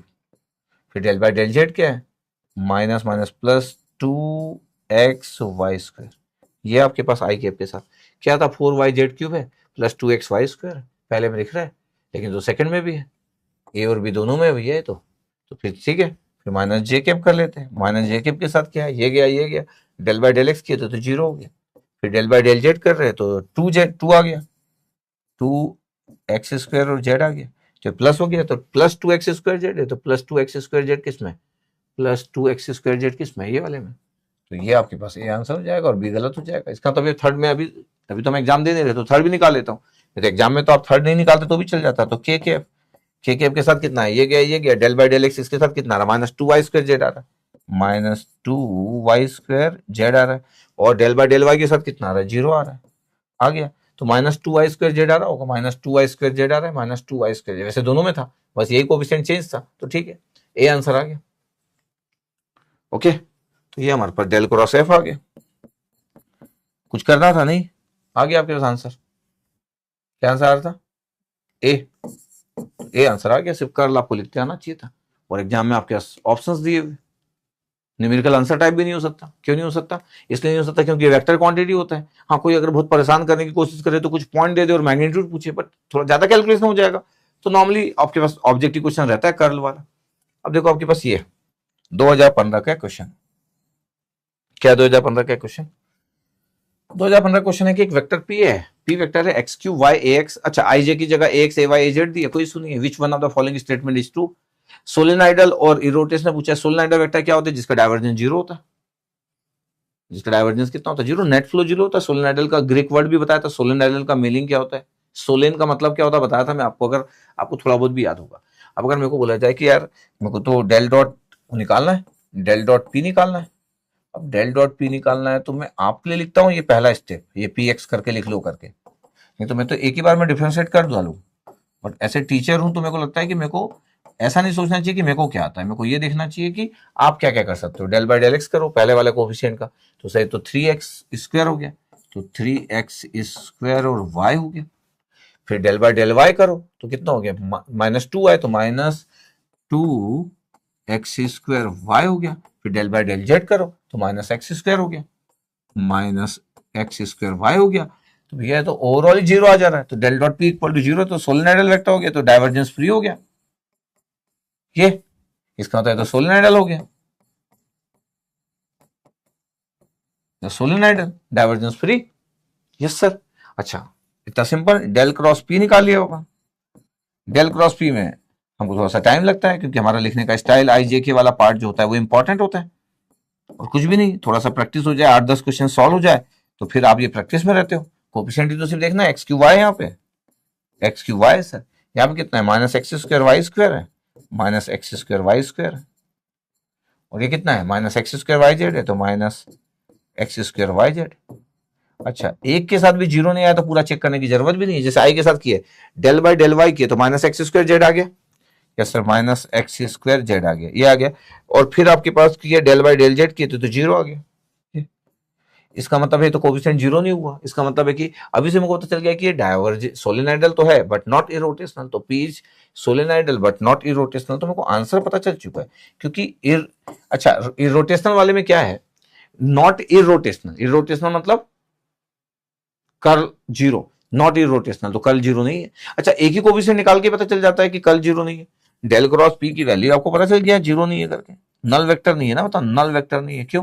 क्योंकि अब आई के साथ अब दूसरा कोफिशिएंट तो जे के साथ आएगा, दूसरा कोफिशिएंट जे के साथ आएगा। अब आपके फॉर्मेलिटी के लिए सॉल्व कर दे रहा हूं कि जे का वैल्यू कितना हो गया, डेल बाय डेल एक्स किया तो minus two x Y z हो गया, minus two x Y z हो गया। फिर डेल बाय डेल जेड किया तो कितना हो गया, जीरो आ गया। ठीक है, आंसर तो पता चल चुका है। के कैप में आपके पास ये हुआ, डेल बाय डेल एक्स किया तो माइनस टू एक्स वाई हो गया, minus two x y square हो गया, और फिर डेल बाय डेल वाई किया तो माइनस एक्स क्यूब हो गया। ये is not equal to null vector. अच्छा, कोई आपसे कर्ल कैलकुलेट करवाता है तो पूरा कैलकुलेट करना पड़ेगा क्योंकि ऑब्जेक्टिव क्वेश्चन होगा। कोई रोटेशनल की बात कर रहा है तो एक भी कोफिशिएंट अगर आई या जे या के का एक भी निकाल लिए, वो जीरो नहीं है तो पता चल गया कि इरोटेशनल नहीं हो सकता है, तो बहुत आराम सॉल्व हो जाता है। डायवर्जेंस हमेशा आसान है, कर्ल में टाइम लगता है, बट इरोटेशनल की बात करते हैं तब टाइम नहीं लगता है।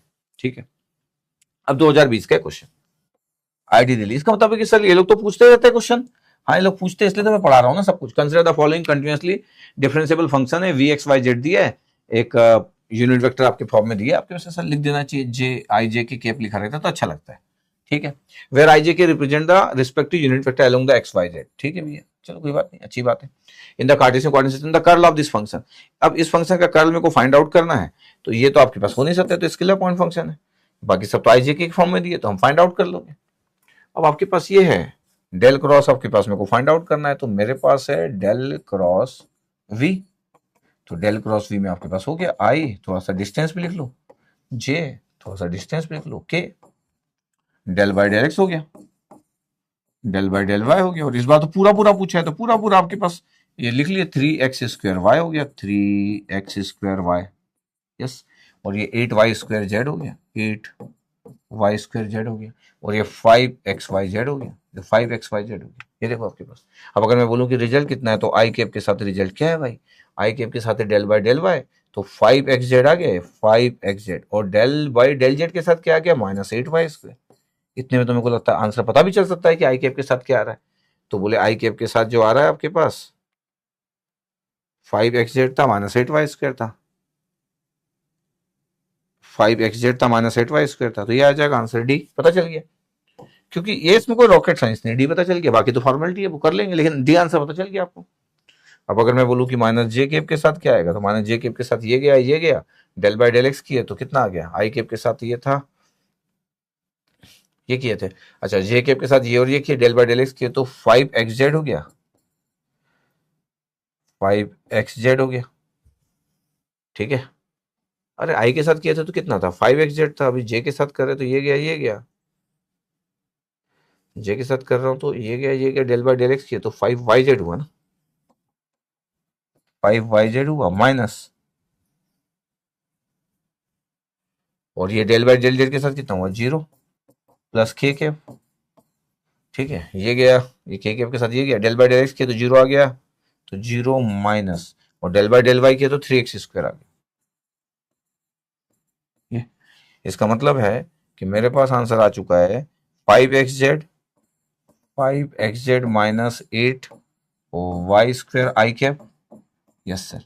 फिर कितना आ चुका, five y z minus five y z j cap, फिर कितना आ रहा है, minus three x square k cap. ये फॉर्मेलिटी के लिए, बाकी चीज सॉल्व कर लिया हमने, minus three x square k five y z check करने के लिए, यस सर, आगे D answer, is very very simple. अब 2010 का क्वेश्चन, आईआईटी गुवाहाटी का क्वेश्चन, बोला कि यार एक यू वेक्टर दिया और एक वी वेक्टर दिया, then curl u cross v निकालना है। तो पहले मेरे को क्रॉस प्रोडक्ट करना है यू क्रॉस वी को, और फिर कर्ल मेरे को फाइंड आउट करना है, उस चीज का कर्ल मेरे को फाइंड आउट करना है, तो पहले मेरे को क्रॉस प्रोडक्ट करना है। क्वेश्चन नंबर 91, इसका मतलब है कि आपके लिए चीजें बढ़ा दी है कि कर्ल यू क्रॉस वी का निकालना, तो पहले अगर मैं बोलूं कि मेरे को यू क्रॉस वी का निकालना है, ये यू क्रॉस वी का निकालना, तो क्या हो गया, आई जे और के, ये यू का कोफिशिएंट हो गया, वाई आई तो वाई हो गया, ये एक्स वाई हो गया, जेड है क्या नहीं है, वी का कितना है, ये एक्स स्क्वायर है आई का, फिर ये कितना है एक्स वाई स्क्वायर, और ये जीरो है, तो यू क्रॉस वी कितना आएगा, आई के साथ कितना आ रहा है, एक्स वाई जीरो और जीरो, तो जीरो आई आ गया यार, माइनस जे के साथ कितना आ रहा है, माइनस जे के साथ आ रहा है वाई इंटू जीरो, और zero into x square, zero और जीरो आ गया, और के कैप के साथ कितना आ गया, के कैप के साथ आ रहा है ये गया वाई एक्स वाई क्यूब आ गया, एक्स वाई क्यूब माइनस, और ये आ गया x cube y, x cube y. इसका मतलब क्या है, इसका मतलब है सर कि u क्रॉस v का रिजल्ट अब आ चुका है x y cube minus x cube y और ये के कैफ, इतना है आपके पास। अब आपको फाइंड आउट करना है del cross curl product u cross v। अच्छा, इसको मैं प्रॉपर्टी से भी सॉल्व कर सकता था क्या, प्रॉपर्टी सॉल्व करते हैं आपके पास तो फिर आप प्रॉपर्टी ट्रिपल क्रॉस प्रोडक्ट की प्रॉपर्टी लगा लेते हैं अपन, कर कुछ भी सकते हैं हम लोग। आई जे के हैं, डेल बाई डेल एक्स हुआ, डेल बाई डेल वाई हुआ और डेल बाई डेल जेड हुआ। ठीक है, अब सर ये आ गया आपके पास ये 0 0 और ये आ गया x y cube minus x cube Y.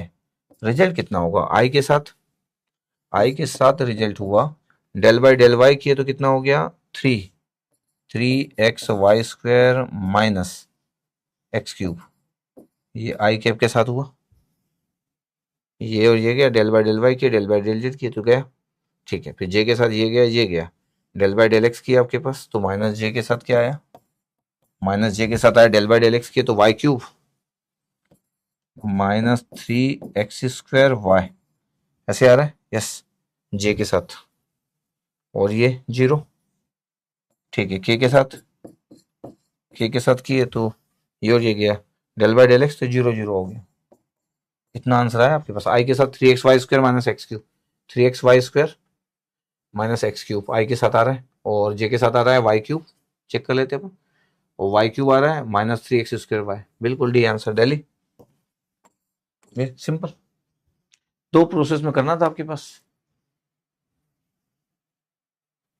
इतना दिखा हमको।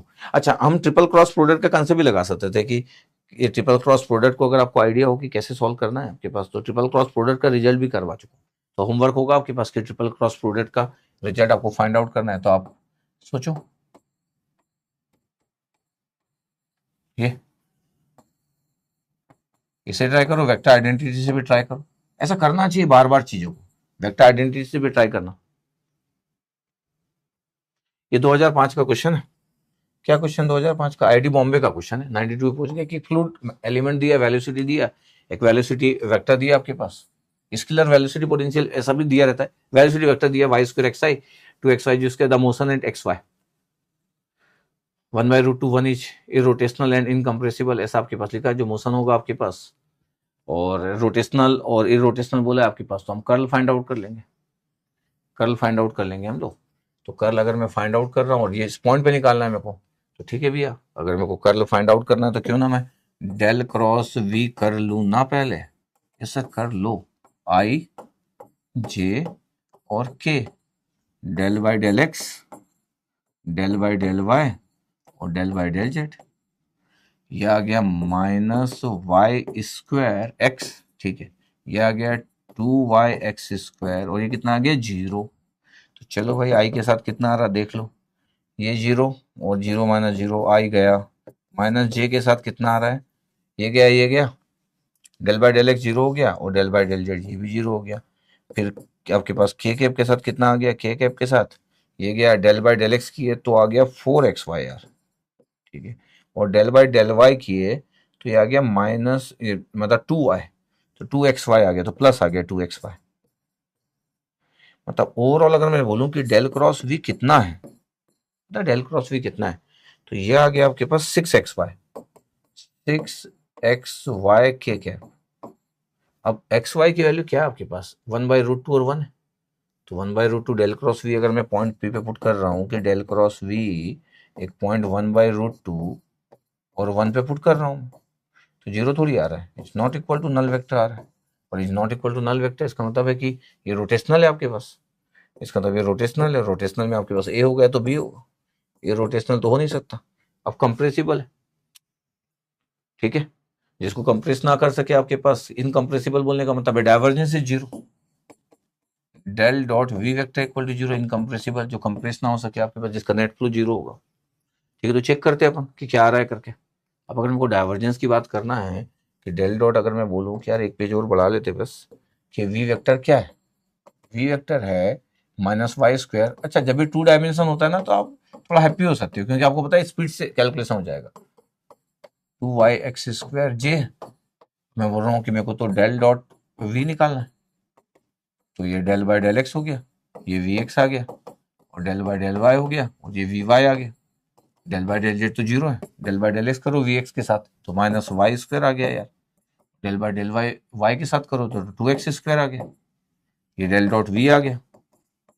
अब डेल डॉट वी की वैल्यू जो है वो पॉइंट्स पुट कर लो। क्या पॉइंट थे आपके पास?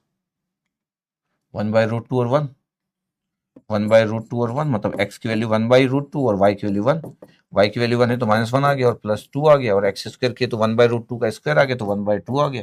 इसका तो -1 + 1, ये तो 0 आ रहा है, ये तो 0 आ रहा है आपके पास, तो ये तो इनकम्प्रेसिबल होगा। द सोलेनोइडल और इनकम्प्रेसिबल, जब भी आपके पास डाइवर्जेंस अगर आपके पास 0 दिया है, इसका मतलब है कि सोलेनोइडल,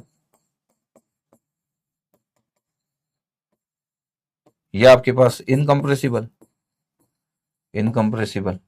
अच्छा, टर्मोलॉजी क्लियर रहना चाहिए। Divergence of v at point p is equal to 0, ये 0 आ गया आपके पास।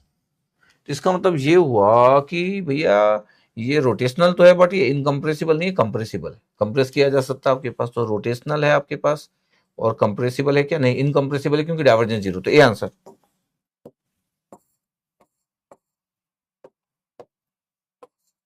A answer. इनकम्प्रेसिबल है तो डाइवर्जेंस 0, और रोटेशनल, इसका मतलब curl is not equal to 0।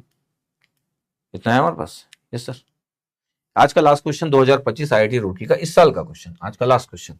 93 पे पहुंच गए। I J K are the orthogonal unit vector, ऐसे कैप बनाना चाहिए, normally is good. In Cartesian X Y Z coordinate system the curl of the vector -2yi + xj। तो तभी हम जैसे डील कर रहे थे वैसे ही, -2yi + xj। इसका तो मैं डेल क्रॉस एफ अगर मैं कर रहा हूं तो मेरे को तो कोई इशू नहीं आना चाहिए। इस साल का क्वेश्चन है। आई जे और के, del by del x, del by del Y, del by del Z, और कोफिशिएंट पुट कर लिए तो -2y, जे का कोफिशिएंट x, और ये 0। अब बचा क्या आपके पास? i के साथ हैंडल करने का, तो i के साथ हैंडल किया तो डेल बाय डेल वाई 0, तो 0 - 0। ठीक है सर। माइनस जे कैप के साथ कितना है? Del by del x 0, del by del Z 0, ये भी 0 आ गया। ठीक है, फिर के कैप के साथ अच्छे से देखना होता है कि del by del x x का 1 minus del by del Y -2y की है, del by del Y -2y की है, तो -2 आ जाएगा, और मिडिल का माइनस है तो +2 आ जाएगा। पता आंसर कितना आ गया? 3k cap. ये 3k कैप आ रहा है, और हमसे पूछा गया था क्या है आपके पास, तो 3k कैप। ये इसमें हर जगह में कैप नहीं लगा था, लगा लो यार, थोड़ा सा हमको अच्छे से लिखना चाहिए। ऑलवेज गुड है ना, सब में वो वेक्टर बना दिए थे, इसमें तो लिखा भी नहीं था, इज ऑलवेज गुड की कैप लगाओ, तो 3k कैप आ गया आपके पास। ऐसा क्वेश्चन में कुछ टफ नहीं होगा, ये आपके पास रोटेशन रिप्रेजेंट कर रहे हैं, तो कुछ इशू है ही नहीं। तो ऐसे क्वेश्चन में कुछ भी इशू नहीं है। तो ये कर्ल का मैं पहला पार्ट कवर किया, जिसमें कि मैं सब बातें कर लिया कि बेसिक कैसे क्वेश्चन आते हैं आपके पास ये। तो इसका मतलब है कि क्वेश्चन में डाइवर्जेंस और कर्ल को लेके बहुत बात होती है एक साथ, बिकॉज दो चीजें हैं तो 4 ऑप्शन फ्रेम किए जा सकते हैं, divergence 0, not 0, curl 0, curl not 0। But हमेशा सोलेनोइडल या कंप्रेसिबल के तरीके से बात किया जाता है। सोलेनोइडल मतलब इनकम्प्रेसिबल, जिसको कंप्रेस ना किया जा सके। ठीक है, तो फिर डाउनवर्ड अपवर्ड नहीं होगा, कंप्रेस नहीं करेंगे तो, है ना। ठीक है, इसलिए सोलेनोइडल टर्मोलॉजी पता होना चाहिए। वैसे ही आपके पास रोटेशनल और इरोटेशनल है, जिसमें रोटेशनल ना हो इरोटेशनल हो गया, तो कर्ल में ज्यादा प्रॉब्लम नहीं जाती है। सोलेनोइडल भी लोग जानते हैं कि सोलेनोइडल मतलब डाइवर्जेंस 0। कभी कभी कंप्रेसिबल को लेकर लोग थोड़ा सा डाउटफुल हो जाते हैं कि कंप्रेसिबल बोला है, तो कंप्रेसिबल बोला है तो डाइवर्जेंस 0 होगा कि नहीं होगा, तो कंप्रेसिबल वर्सेस इनकम्प्रेसिबल, इसमें कभी कभी हो जाता है। तो वैसा सोच लिया करो, रोटेशनल वर्सेस इरोटेशनल। तो इनकम्प्रेसिबल जब बोल रहे हैं, इसका मतलब divergence of that vector should be equal to 0, ऐसा करके सोच लिया करो। तो ठीक है, ये मैं कंप्लीट किया, सब बातें बता दी आपके पास।